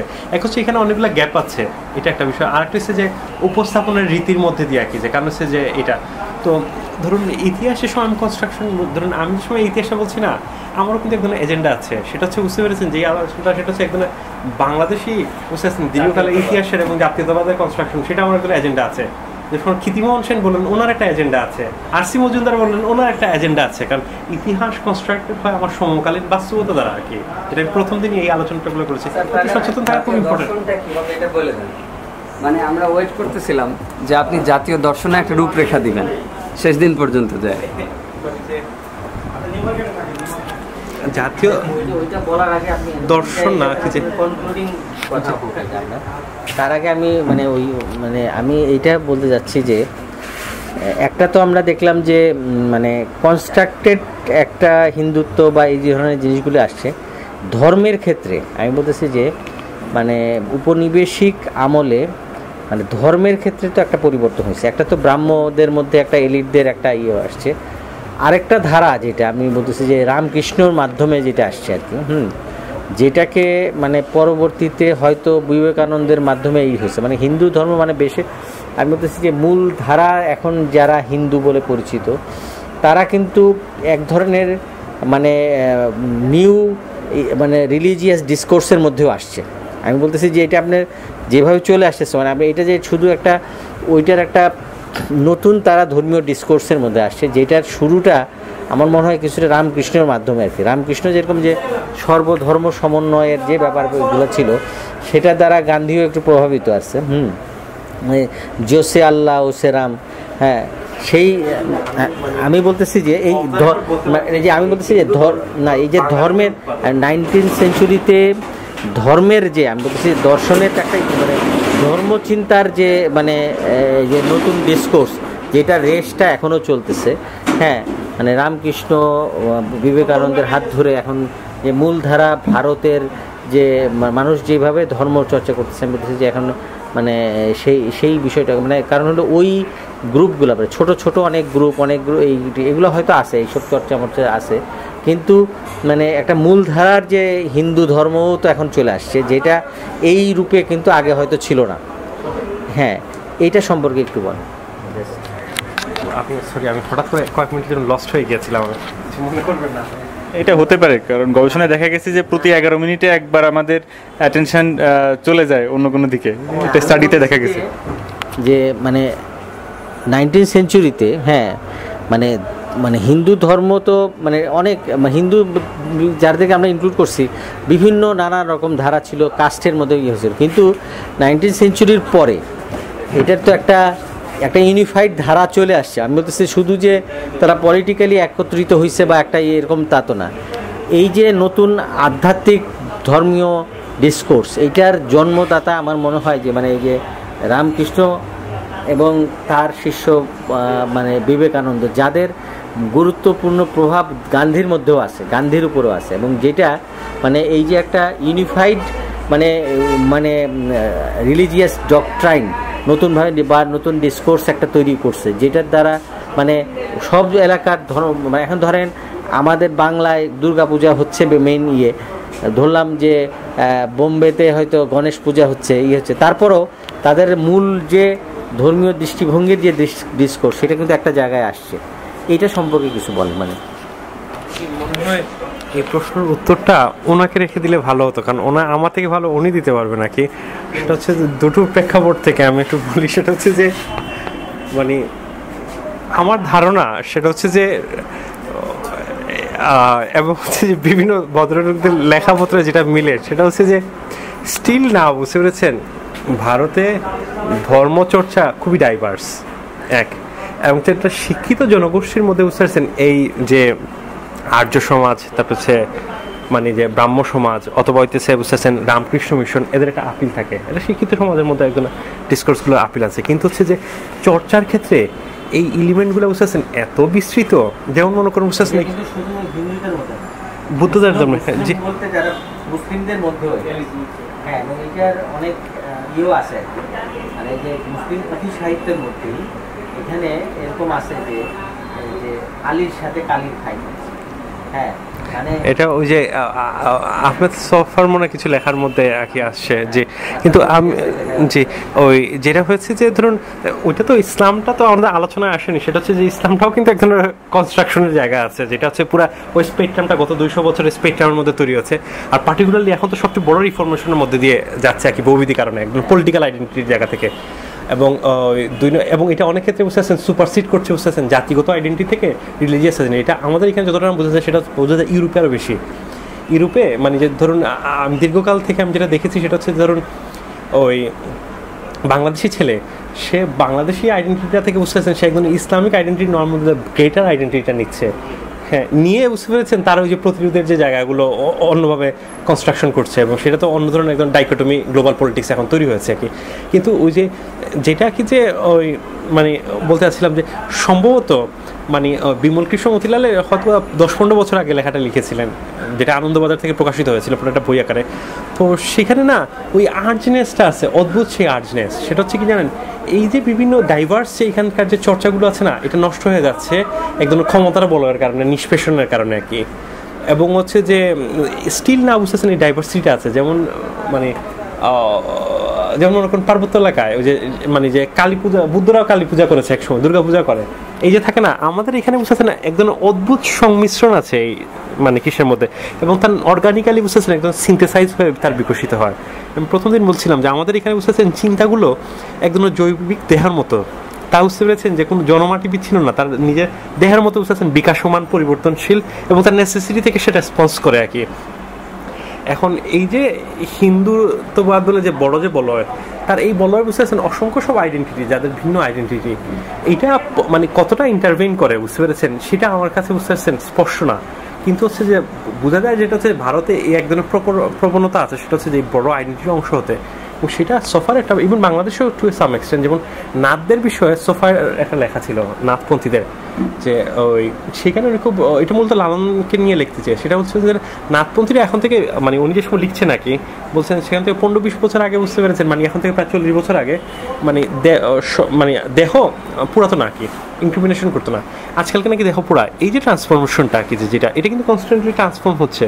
অথবা দেখা যেতে পারে বুঝতে পারছেন এখন থেকে 200-300 বছর পরে একদম ইনফরমেটিভ তৈরিও হতে পারে, কথা বুঝতে পারছেন, কারণ ধর্মগুলো তো সময়ের মধ্যে দিয়ে একদম ইনফরমেটিভ তৈরি হয় আর কি। তবে খুব গুরুত্বপূর্ণ প্রশ্ন সেটা হচ্ছে যে স্টিল নাও এই যে একঈশ্বরবাদ, মানে সেটা তো বুঝতে পেরেছেন যে মানে কোথা থেকে আসা, তার তো কিন্তু তথ্যপাত্র বেসিস নেই, কথা বুঝতে পেরেছেন, সেটা যে একদম ইম্পর্টেন্ট বোঝা যায় যে বাইরে থেকে এলিমেন্টগুলো আসছে, সেটা খুব গুরুত্বপূর্ণভাবে। আপনি মনে করেন যে সেও পাশ্চাত্য দ্বারা প্রভাবিত? জি রামকৃষ্ণ জি পাশ্চাত্য দ্বারা প্রভাবিত? প্রথমত হচ্ছে যে আমি রামকৃষ্ণ সম্পর্কে আমি ব্যাপক বলতে পারবো না, কারণ আমার মানে যে রিডিংসটা নেই, কিন্তু হচ্ছে যে ক্যাটাগরিক্যালি আমি যেটা বলতে পারি সেটা হচ্ছে বুঝতেছেন রামকৃষ্ণের সম্ভবত আর্জনেস ছিল, যেটা হচ্ছে একদম রিফরমেশন, এটা একটা বিষয়, এবং যেটা হচ্ছে যে ওই যে ইন্টারনাল যে ক্রাইসিসটা ফেস করছে আর কি। 2 নম্বর যেটা হচ্ছে আমাদের কিন্তু একটা জিনিস ভুলে গেলে চলবে না, বুঝতেছেন এই ভারতবর্ষের সবচেয়ে বেশি উপনিবেশিত এলাকা হচ্ছে কলকাতা, মানে সবচেয়ে বেশি, মানে বুঝতেছেন, এবং এই মানে যে এটা খুব অবান্তর হবে বুঝতে পেরেছেন যে রামকৃষ্ণ মিশনে বুঝতে পারছেন, মানে যে রামকৃষ্ণ যে এই এলিমেন্টগুলোর সাথে অপরিচিত, এটা কিন্তু অবান্তর হবে, কারণ আমাদের একটা জ্ঞান বুঝতেছেন যে ওই ওনার কাছে কিন্তু বিভিন্ন ধরনের বিভিন্ন শিক্ষিত জনগোষ্ঠী আছে, উনি কিন্তু মানে ইন্টারাকশনের মধ্যে আমরা অনেক কিছু জানি না, জানার মধ্যে দিয়ে কিন্তু একটা রিফরমেশন করি, তো এইটা হওয়ার কিন্তু খুব যথেষ্ট সম্ভাবনা আছে আর কি, যে এই মানে এই এলিমেন্টগুলোর সাথে উনি পরিচিত। এবং এইটা যেমন আমার ওই যে আর্য সমাজের যে প্রতিষ্ঠাতা, ওনার নাম যে কি সরস্বতী যেন আপনারা বলতে পারেন, জি হ্যাঁ ধরুন সত্যি, উনি কিন্তু বুঝতে পারছেন ওই যে ইংলিশ শিক্ষায় শিক্ষিত না, কিন্তু উনি বুঝতে পারছেন যে এখানকার আদি ব্রাহ্ম সমাজের সাথে কিন্তু এনকাউন্টার হয়েছিল বুঝতে পারছেন 1972-73 সালে, এরপরেই কিন্তু উনি বুঝতে পারছেন শুদ্ধিকরণ প্রক্রিয়া শুরু করেন। তার মানে কিন্তু যে ধরুন 1928 সালের দিকে যে বুঝতে পারছেন যে মুভমেন্টগুলো শুরু হচ্ছে তা কিন্তু সোসাইটির বিভিন্ন লেভেলে কিন্তু স্প্রেড করেছে, শুধু একটা এলিট ক্লাসের মধ্যে থাকেনি। এবং এই রিফর্মার যারা এরা কিন্তু এটা হয়তো এই জ্ঞানটা ধারণও করেছে নাকি। কিন্তু আপনার প্রশ্ন আবারও ফিরে, সেটা হচ্ছে স্টিল নাও ডাইভার্সিটিটা এক্সিস্ট। এবং অমর্ত্য সেন বারবার বলছেন যে আমাদের মানে মিলনটাই হচ্ছে বুঝতেছেন যে ডাইভার্সিটিকে অ্যাপ্রিসিয়েট করার মধ্যে দিয়ে কি ওনার যে নতুন যে জাস্টিসের যে ধারণাগুলো উনি এই বিষয়গুলো আজকালকে সমকালীন চিন্তকরা ওখানে অ্যাড্রেস করে থাকেন। এবং এই ভারতের এলাকায় বুঝতেছেন দুটো গুরুত্বপূর্ণ ইস্যু সবসময় বর্তমান ভারতীয় চিন্তা যদি কেউ অ্যাড্রেস করতে হয়, একটা হচ্ছে জাতপাত মানে ক্লাস, এই ক্লাস মানে যে কাস্ট সমস্যা যেটা আগে কাস্ট আকারে ছিল এখন হচ্ছে সাথে সাথে অর্থনৈতিক বিষয়, মানে যে অর্থনৈতিক যে শ্রেণীকরণের যে ডিমার্কেশন, এই দুটোটা মিলেই কিন্তু বুঝতেছেন ভারতীয় কোনো চিন্তায় বুঝতেছেন এই জিনিসটাকে অ্যাড্রেস না করলে সে মনে বুঝতেছেন এই সমাজে কখনো এন্টারই করতে পারবে না, পেনেট্রেটই করতে পারবে না। এবং যার কারণে দেখবেন বুঝতেছেন আমাদের যে ভক্তিবাদ বলুন এটা, কিন্তু আপনি ওই যে কানিষ্কের ছেলে কি দ্বারা প্রভাবিত ছিলেন, বৈষ্ণব বললেন, হ্যাঁ, কিন্তু আমি না এখন হঠাৎ করে মনে পড়লো সেটা হচ্ছে যে বৈষ্ণবের উদ্ভব কবে থেকে? স্যার ওনার নাম বসুদেব এই ধরনের কিছু এবং উনি কিন্তু আপনি জানেন কানিষ্ক যে কানিষ্ক কত সালের মানে আনুমানিক বুঝতেছেন যে ওই প্রায় জি হ্যাঁ খ্রিস্টপূর্ব বুঝতেছেন 1st সেঞ্চুরির দিকে কি, যে অনেক আগের মানে ওনার ছেলেদুলা জি জি এখন এটা না মানে উনি হচ্ছে যে আপনার কনিষ্ক তো সম্পূর্ণরূপে আপনার বুদ্ধের ইয়ে ছিলেন, উপাসক ছিলেন বা বৌদ্ধ ধর্ম স্প্রেড করছেন, বাট ওনার ছেলে তা করেনি, বরং আরো যেটা এখনকার আমরা যারা হিন্দু তারা যে হিন্দু সেই ধরনের হিন্দু ধর্ম, বিষ্ণু থেকে বৈষ্ণব শব্দটা আসছে তো, এবং উনি বিষ্ণু মূর্তি বানাইতেন বা ওই অর্থের বৈষ্ণব দিতে পারে, সে আবার প্যাগান রিলিজিয়ন। মানে আমি আসলে এই যে ওই মানে পেগেন এই শব্দগুলো ব্যবহার করতে একটু আপত্তিজনক আর কি, যে এটা মানে এটা উচিত না কি অনেক করতে আর কি, যে কারণ যে এটা তো খুবই ওয়েস্টার্ন শব্দ, তো একটা বিশেষ ধরনের দৃষ্টি দেখে আছে। হ্যাঁ সমস্যা থাকে কি আর কারো কি ওইটা দিয়ে শেষ করার কথা ছিল যে জি হ্যাঁ প্রস্তাবিত রূপরেখা জি হ্যাঁ সেটা জি হ্যাঁ মানে এটা তো এই যে মূলত দীর্ঘ যে আলোচনার মানে যেটা হচ্ছে যে আমাদের এখানের মানে এই মানে যে এই জ্ঞান চর্চার স্থবিরতা এবং মৃতপ্রায় অবস্থার দুটো কারণ। একটা কারণ যেটা আমরা বলছিলাম সেটা হচ্ছে যে এই কলোনিয়াল পিরিয়ডের মানে যে জ্ঞান চর্চা, যেমন আমাদের এখানে যদি বিভাগগুলো বাংলাদেশ ভারতে দেখেন আপনি ম্যাক্সিমাম যে গবেষণাগুলো করা হয়েছে পাশ্চাত্য দর্শনের উপরে, ওনাদের এখনও অনেকের বুঝতে পারছেন এই মানে যে এই এলাকায় যে বুঝতে পারছেন সিস্টেমেটিক দর্শন চর্চা হয়েছে সেটাও কিন্তু পরিচিত নয়। যেমন মনে করুন যে বাংলাদেশে জিসি দেবের পরবর্তী সময় নাম করা লোক হচ্ছে ধরুন আব্দুল মতিনের লেখা বুঝতে পেরেছেন, উনি লিখছেন যে ভারতীয় দর্শন হচ্ছে বুঝতে পারছেন দুঃখবাদী দর্শন, এবং হচ্ছে উনি বুঝতে পারছেন একটা দীর্ঘ ন্যারেশন দিলেন বুঝতে পারছেন এই দুঃখবাদ নিয়ে। এরপর দেখলাম হাসান আজিজুল হক বুঝতে পারছেন একই ধারে কাছে আরেকটা লেখা লিখেছেন, এটা বাংলাদেশ দর্শন নামে একটা বিশাল সংকলনে বুঝতে পারছেন মোটামুটি এখানে দুঃখবাদী বানিয়ে দেওয়া হয়েছে বাকি সব। কিন্তু আমার প্রশ্ন হচ্ছে বুঝছেন আমি না তোমাদের তথ্যসূচিতে গেলাম যে এই তথ্যসূচি কোথায় থেকে কি এই দুঃখবাদীটা, ওনাদের কারো না প্রাইমারি সোর্স পড়া নাই। সতীশচন্দ্র, রাধাকৃষ্ণান এদের পরে বুঝতে পারছেন উনি এই এলাকা সম্পর্কে কনস্ট্রাক্টেড করছেন। এবং এই যে ধরুন আমার যে কথাগুলো বুঝতে পারছেন আসলে অ্যাড্রেস হচ্ছে এনাদের কেউ করা, সেটা হচ্ছে যে ওনাদের বুঝতে পারছেন এইগুলো হচ্ছে এক ধরনের ডিমার্কেশন। ভারতীয় দর্শন দুঃখকেন্দ্রিক এটা একবার সত্য না, ভারতীয় দর্শন বুঝতে পারছেন নৈতিকতা, এখানে কোনো নৈতিকতা ভিত্তিক অধিবিদ্যা অবশ্য জ্ঞানতত্ত্ব নিয়ে কোনো আলোচনা নেই, এটা একদমই সত্য না। ভারতের এখানে বুঝতে পারছেন বেসিক এক বাক্যে যেটা বলা যায় সেটা হচ্ছে বুঝতে পারছেন যা কিছু সত্য তাই সুন্দর এবং তাই শিবম, মানে সত্যম সুন্দরম শিবম। সেখানে বুঝতে পারছেন এখানে সুন্দর নিয়েও আলোচনা হয় না, শিব নিয়েও আলোচনা, শিবম নিয়েও আলোচনা হয় এক জিনিস নিয়ে, সেটা হচ্ছে কি জানেন সত্য নিয়ে। এবং পুরো আলোচনাগুলোই হচ্ছে সত্যকেন্দ্রিক, কিন্তু যেমন সেটা হচ্ছে যে আমরা এই প্রকৃষ্ট জ্ঞান কিভাবে পেতে পারি, প্রকৃষ্ট জ্ঞানের মাধ্যমগুলো কি কি, এটা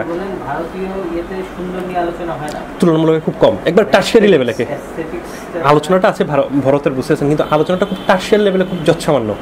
মানে যেটা মূলত বুঝতেছেন মূল যে জায়গাটা সেটা হচ্ছে একবার সেন্ট্রাল জায়গা, সেটা হচ্ছে জ্ঞানতাত্ত্বিকভাবে সবকিছু ব্যাখ্যা করা সঠিক কাজ। হ্যাঁ একটা ইয়ে আছে যে শিব এবং শক্তি, আমি যতদূর জানি যে সত্যম শিবম সুন্দরমে শিবম কথাটা মানে ইটিমোলজিক্যালি এটা ঠিক কোনো মানে ডেইটি অর্থে আসেনি, এটা আসছে হচ্ছে গিয়ে অ্যাপ্রোপ্রিয়েট অথবা মানে অথবা জাস্ট অথবা হচ্ছে গিয়ে মানে বেনেভোলেন্ট এরকম একটা মানে যে এই যে চর্চা। তো এর অন্যতম কারণ যেটা হচ্ছে বুঝতে পেরেছেন যে আমাদের এই এলাকার চিন্তার মানে যে মূল মানে যে ইতিহাসটার মানে মৌলিক গ্রন্থগুলোর সাথে ওনাদের অপরিচিতি। প্রথম যে বিষয়টা রাধাকৃষ্ণদের ছিল, সতীশচন্দ্রের ছিল, কিন্তু হয়তো বা খুব পলিটিক্যালি সেইভাবে ওনারা ওই আইডেন্টিটিটা ম্যানিফেস্ট করেছেন। আরেকটা হচ্ছে যে আমরা বারবার বলছিলাম যে ওনাদের একটা অ্যাংজাইটি ছিল, সেটা হচ্ছে যে ওনারা সবসময় গ্লোবাল ফিলোসফার হয়ে চেয়েছিলেন। এটা হচ্ছে যে এটা পাশ্চাত্যের এবং প্রাচ্যের দুটোটা অংশকে মিলনে, কিন্তু ওনার অ্যাংজাইটির অংশ। জি জি জি। কিন্তু ওই যে ওই মানে যেটা হচ্ছে যে এই যে ওনাদের যে এই অ্যাংজাইটি, যার ফলে ওনারা এমন এক দর্শন প্রডিউস করেছেন যে অনেক অংশে এই মাটি থেকে বিচ্ছিন্ন। এখন এই মাটিতে এখন যেটা চর্চা হয়, একদিকে ভাষা হচ্ছে এইটা মানে যে ওই রাধাকৃষ্ণ সতীশচন্দ্রের, অন্য দিকের ভাষা হচ্ছে বুঝতেছেন পাশ্চাত্যের সরাসরি ইম্পোর্ট করা যে চিন্তাগুলো, যার ফলে কী হয় বুঝতেছেন এইখানকার যে সমস্যাগুলো আছে সেটা অনেক অংশে অ্যাড্রেস করে না। তাহলে বুঝতেছেন এইখান থেকে দাঁড়িয়ে তাহলে বুঝতে পেরেছেন যে আমাদের মানে যে চর্চা আসলে কী করা উচিত। অথবা এখন এই মুভমেন্টটা না আমার অনেক আগে, যেমন হচ্ছে যে অবনীন্দ্রনাথ যে সময় বুঝতে পেরেছেন যে ভারতীয় পেন্টিং শাস্ত্রে বুঝতেছেন যে যেমন মানে মানে যে কলকাতা ফাইন আর্টসের যে সময় রিভাইভালিজমের কথা বলছেন, আমরা যে পুনরায় ফিরে যাওয়া অথবা করুণা গোস্বামী যে ফিরে যাওয়ার যে প্রবণতা বুঝতে পেরেছেন, এই আমরা কখনো বুঝতেছেন ফিরে যেতে পারি না, ফিরে যাওয়ার কোনো উপায় নেই বুঝতে পেরেছেন। তাহলে বুঝতে পারছেন যে আমি এই ফিরে যদি না যেতে পারি অপনিবেশিত কোনো, তাহলে বুঝতে পারছেন আমি বিপনিবেশিত কেমন করে করতে পারি বুঝতে পেরেছেন। তার বাংলাদেশের প্রেক্ষাপট থেকে একটা ব্যক্তির মানে কাজ দিয়ে আমি শুরু করি, তারপরে যে ওইখানের দিকে আলোচনাটুকু। যেমন এস এম সুলতান না বুঝতে পেরেছে যে আমাদের মানে যে মানে স্বাধীনতা উত্তর ওনার পেন্টিংয়ের যে এক্সিবিশনটাগুলো করা হয় খুবই সমালোচিত, যেটা হচ্ছে বলা হয়েছে যে মাইকেলেজের পেন্টিং দ্বারা প্রভাবিত। একই সাথে বলা হচ্ছে বুঝতে পেরেছেন যে মানে ওনার মানে পেন্টিং টেকনিকগুলো খুব নাইভ, পার্সপেক্টিভ সেন্স খুবই খারাপ, মানে এই ধরনের বুঝতে পারছেন সমালোচকদের মধ্যে মুখে এই বিষয়গুলো আছে আর কি বুঝতে পারছেন। কিন্তু মজার বিষয়টা হচ্ছে বুঝতে পারছেন যে মানে সুলতান প্রথমকালে যে সময় বুঝতে পারছেন কলকাতা ফাইন আর্টসে ছিলেন, সেখান থেকে বুঝতে পারছেন দীর্ঘকাল তিনি বুঝতে পারছেন ভারতে ঘুরেছিলেন এবং কাশ্মীরে ছিলেন। কাশ্মীরে থাকা অবস্থায় যে পেন্টিংগুলো করেছিলেন সেটা হচ্ছে বুঝতে পেরেছেন এক ধরনের ইমপ্রেশনিস্টিক পেন্টিং। পরবর্তী সময় যে সময় উনি আমেরিকায় গেলেন, সেই ইমপ্রেশনিস্টিক পেন্টিংগুলো বুঝতে পেরেছেন মানে যে কোয়ালিটিগুলো এত ভালো হলো, আমেরিকায় বুঝতে পারছেন পিকাসো, সালভাদর দালি এদের সাথে কিন্তু তার পেন্টিংগুলো এক্সিবিশন হয়েছে। তার মানে কিন্তু প্রথমত বিষয় হচ্ছে বুঝতে পারছেন western trending he is master trend, কোনো ডাউট নাই। কারণ বাংলা এই ভারতবর্ষে না এশিয়ার কোনো পেন্টারদের বুঝতেছেন মানে ইউরোপিয়ান মাস্টার মানে যে পেন্টারদের সাথে কোনো এক্সিবিশন হয়নি একমাত্র সুলতান ছাড়া। কিন্তু সুলতান যে সময় দেশে ফিরে আসলেন বুঝতে পেরেছেন, তখন বুঝতেছেন ওনার রেডিকাল একটা মুভমেন্ট শুরু হলো। সেটা হচ্ছে বুঝতেছেন ওনার ফিগারের আমূলত পরিবর্তন, সেটা হচ্ছে বুঝতেছেন পার্সপেক্টিভ সেন্স একবারে ভেঙে দিয়েছেন। এখন আপনি বলতে পারেন যে যারা বুঝতে জি বড় বড় জি গোল গোল গোল গোল ফিগার আর কি জি না জি না একদমই না, এইগুলো সব কিছু থেকে বেরিয়ে আসে। এখন আমার এই সুলতান কি কারণে খুব গুরুত্বপূর্ণ এবং সুলতানের মধ্যে দিয়ে আসলে একদম নজির নিয়ে আসা, সেটা হচ্ছে যে এই সুলতানে বুঝতেছেন বৃহৎ যে বলা হয় যে মাংসগুলো এবং হচ্ছে যেটা এখানে বুঝতেছেন অদ্ভুতভাবে দুটো শেপ এবং একটা বুঝতেছেন রেখা আবিষ্কারের প্রবণতা আছে। আমাদের এই এলাকার রেখাটা আসলে কি সেটা একটা গুরুত্বপূর্ণ প্রশ্ন ছিল এখানে। এবং 2 নম্বর এটা হচ্ছে কি ওয়েস্টার্ন পার্সপেক্টিভ, হ্যাঁ সুলতানের পার্সপেক্টিভ হবে লাইক দিস অনেকটা যত জানি আর কি, ঠিক আছে জি। এখন এই যে ওই সুলতানের এই যে এই পেন্টিংগুলো বুঝতেছেন যে শেপটা এক হচ্ছে বুঝতেছেন পটুয়া রেখা, আর একটা হচ্ছে বুঝতেছেন বেসিক শেপ। ওয়েস্টের বেসিক শেপ বলা হয় কিউবিক শেপ, এবং হচ্ছে ওয়েস্টার্ন পেন্টিং ঐতিহাসিক আর রিয়েলিস্টিক হওয়ার কারণে তার পার্সপেক্টিভস খুব গুরুত্বপূর্ণ, মানে যে আমি কতটুকু সামনে আমার পিছনে বোর্ডটা তার প্রপোর্শনালি রিপ্রেজেন্টেশন খুব গুরুত্বপূর্ণ। এই অঞ্চলে কোনো দিনই বুঝতেছেন পার্সপেক্টিভ গুরুত্বপূর্ণ না, কারণ হচ্ছে এই অঞ্চলে বাস্তবতাকে উপস্থাপন করা বুঝতে পারছেন মূলত পেন্টারের কাজ না, আইডিয়াকে উপস্থাপন করা, যার কারণে বাস্তবতাকে ব্লাড করা হচ্ছে প্রথম কাজ। কারণ আইডিয়া বুঝতে পারছেন বাস্তবতাকে যদি আমি বুঝতেন পার্সপেক্টিভ তুলে আনি তখন বুঝতে পারছেন আইডিয়াটা গুরুত্ব পাবে না। যেখানে সুলতানের যে পেন্টিংগুলো যে বেরিয়ে এসে পার্সপেক্টিভ ভেঙে দেওয়ার কারণই হচ্ছে বুঝতে পারছেন এই এলাকার ঐতিহাসিক ওই কীটা করা। এখন আমি না এটা খুঁজতে যাই বুঝতে পারছেন যে এই যে সুলতানের পেন্টিংয়ের যে ঐতিহাসিক এই সিটগুলো আছে এটা খুঁজতে যে বুঝতে পেরেছেন যে আমি চিত্রসূত্র নামে বুঝতেছেন একটা তিব্বতী মানে সোর্স থেকে একটা বই পেলাম, সেটা হচ্ছে যে চিত্রকলা কিভাবে আঁকতে হবে তা নিয়ে বুঝতেছেন একটা দীর্ঘ আলোচনা আছে চিত্রসূত্রে, যেটা আমাদের এখানে অনুবাদও হয়নি। এটা হচ্ছে 6th সেঞ্চুরিতে লেখা। জি চিত্রসূত্র, লেখকের নাম খুঁজে পাওয়া যায় না, কথা বুঝতে পেরেছেন এই হচ্ছে ঘটনা। কিন্তু ডেটিং করা হয়েছে মানে সেঞ্চুরি থেকে, সেটা 6th সেঞ্চুরিতে তিব্বতী সোর্স থেকে। জি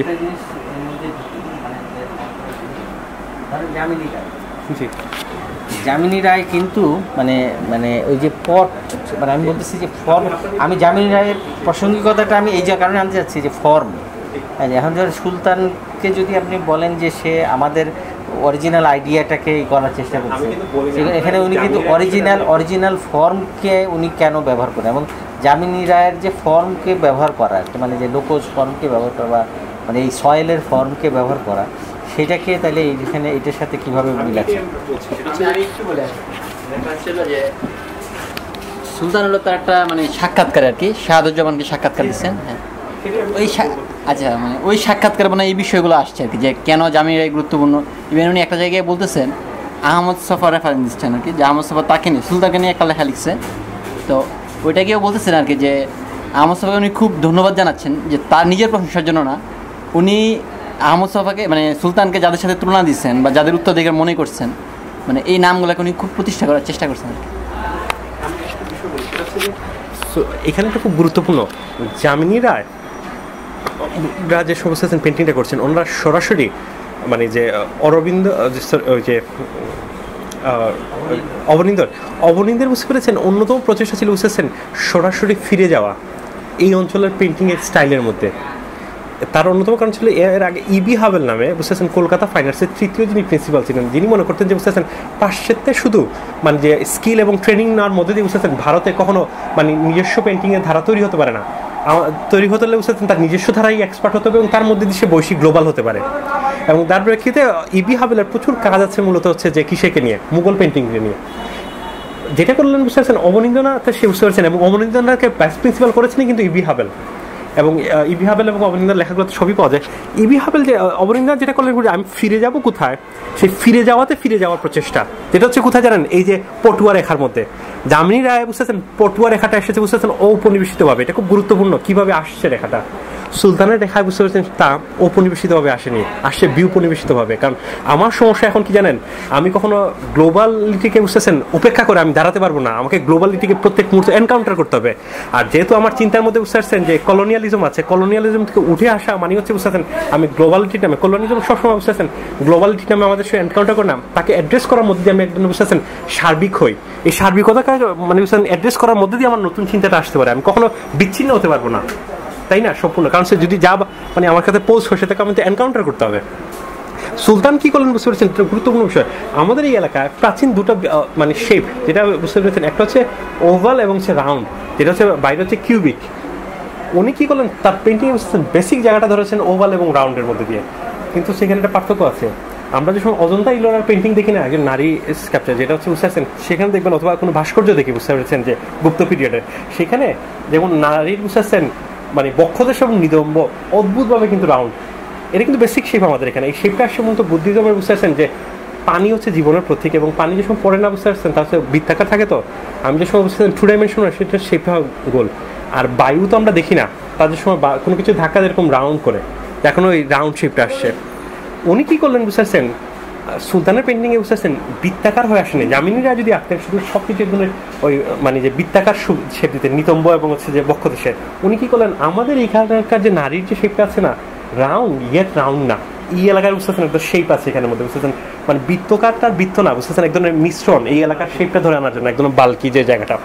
2 নম্বর যেটা তার মানে হচ্ছে কি, আপনি জামিনীরা যেটা হচ্ছে যে উনি একদম ইভলভ করছেন বিষয়টাকে, এবং it's a very basic idea. বিপনিবেশীকরণের কোনো মানে বুঝতেছেন সুনির্দিষ্ট কোনো পদ্ধতি নেই। আমি কিছু যে লেখা লিখছি তো বিভিন্ন বিষয়গুলো নিয়ে, এবং আশা করছি সামনের বছর বইটা কি মানে কী করা যাবে সেটা আমি বলছি যে বিপনিবেশীকরণ কোনো সুনির্দিষ্ট কোনো পদ্ধতি নেই। বিপনিবেশীকরণ বুঝতেছেন আমরা বুঝতেছেন কলোনিয়ালিজমকে মানে চিহ্নিত করার মধ্যে দিয়ে বুঝতেছেন তা থেকে বের হয়ে আসার একদম প্রক্রিয়া, তা ঔপনিবেশিত আমাদের গুরুত্বপূর্ণ গাইডলাইন হিসেবে ব্যবহার করে, কিন্তু প্রত্যেক মানুষই বুঝতেছেন তার নিজের মতো করে সেটা পার্সিউ করবে, এবং সেখানে একদম সৃজনশীলতার জায়গা আছে। যেমন হচ্ছে রঙের বিষয়, সুলতান কিন্তু তার বুঝতেছেন রঙটা বুঝতেছেন অদ্ভুতভাবে বুঝতেছেন যে ওই যে ব্রাউন যে কালারটা, উনি বলেন যে আমাদের এই এলাকার মানুষ এবং মাটির রঙটা ব্রাউন।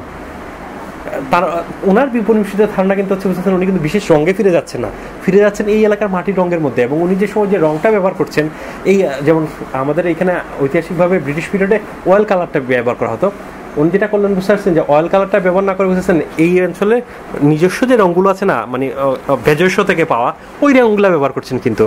এবং যে পার্সপেক্টিভ ভাঙার বিরুদ্ধে দিয়ে উনি বুঝতেছেন ঐতিহাসিক যে এসেনশিয়ালিজম আছে না, এই এসেনশিয়ালিজমটাকে একদম উপস্থাপন করার প্রক্রিয়া এটার মধ্যে।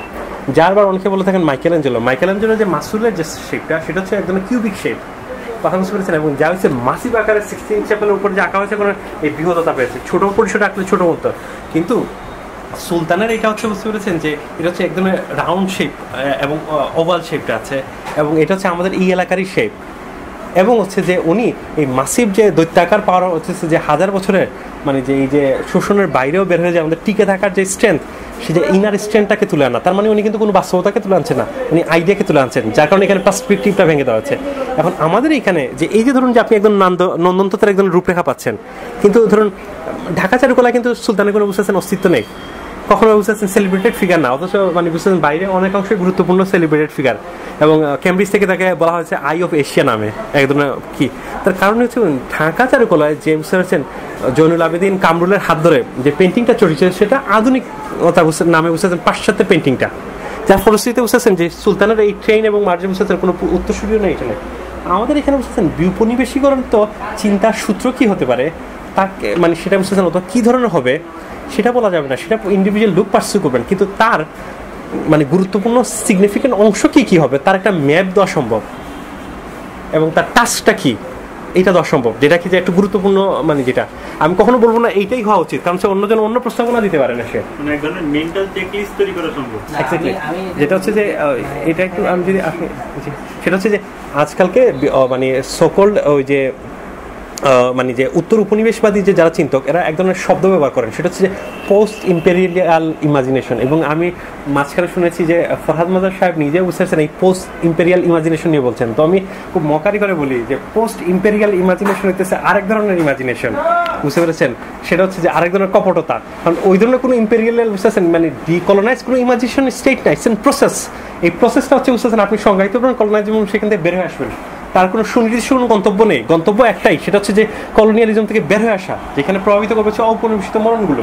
এখন আমাদের এখানে যেটা আমি যে তাহলে কীভাবে হতে পারে তার অন্যতম নমুনা হচ্ছে বুঝতেছেন আমাদের এখানকার ঐতিহাসিক যে চিন্তার যে প্যাটার্নগুলো আছে না তার মূল সূত্রগুলো খোঁজা, মানে যে এই লেকচার হয়তো বা খুব মানে যে তার তাহলে মূল সূত্রগুলো কী হতে পারে, এবং আমাদের সমকালীন চিন্তার মানে যে ওই মানে সংকটগুলো কী এখানে যে বিষয়টা সেটা হচ্ছে যে একজন দার্শনিকের দুই ধরনের দায়ভার থাকে, এক ধরনের দায়ভার হচ্ছে কি বুঝতেছেন যেটা তার ট্রেডিশন থেকে পোস্ট করা, আর আরেকটা হচ্ছে বুঝতেছেন বৈশ্বিকতার নামে গ্লোবাল ফিলোসফির যে পোস্ট করা, এই যে দুইটা ধরনের দায়ভারটা, এই দায়ভারের এক ধরনের বুঝতেছেন সম্মিলন করা, এটা হচ্ছে বুঝতেছেন টাস্কটা, এবং এই টাস্কটা তার মানে হচ্ছে বুঝতেছেন আমাদের বুঝতেছেন এই সম্মিলনটা কী ধরনের হতে হবে তার রূপরেখা দেওয়া কঠিন, কিন্তু কিছু গুরুত্বপূর্ণ সিগনিফিকেন্ট এলিমেন্টগুলোকে এখানে অ্যাড্রেস করা খুব ইম্পর্টেন্ট।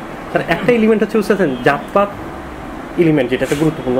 দুই নম্বর হচ্ছে আমাদের এখানে বুঝতে পারছেন যে প্রকৃতি, এবং হচ্ছে বুঝতে পারছেন যে আলটিমেট বলে যেটা বুঝতে পারছেন পরমাত্রের সম্পর্ক কীভাবে দেখা হচ্ছে সেটাকে ইন্ডিকেট করা, এবং তা আমাদের বুঝতে পারছেন যে বৃহদার্থে যে বুঝতে পারছেন আমাদের যে হাজার বছরে বুঝতে পারছেন যে কনসিয়াস যে চিন্তা আমরা করেছি না, সেই কনসিয়াস চিন্তার মধ্যে দিয়ে মানবতাবাদের যে কী রূপ আছে না সেই রূপগুলো এক্সপ্লোর করার মধ্যে দিয়ে এক ধরনের নতুন ধরনের ফিলসফি উৎপাদন করা আর কি।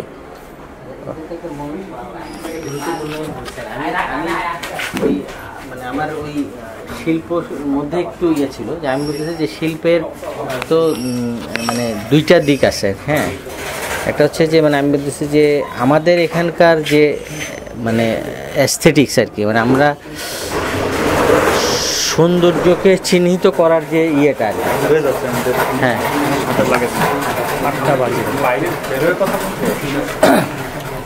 আজকে আসলে আমার যে পাঠচক্রের ধারাবাহিক বিষয় ছিল চিন্তার ইতিহাস, এই বিষয়টা ডাইমেনশনটা এত ব্যাপক যে এটা মানে এটা চারটা বিষয় আলোচনা করা শেষ করা সম্ভব না। তারপরেও বক্তা মানে তার আলোচনা এটাকে আনার চেষ্টা করেছেন, বক্তাকে ধন্যবাদ, এবং আগামী পাঠচক্রের সবাইকে আমন্ত্রণ জানিয়ে আজকে আলোচনা এখানে শেষ করছি।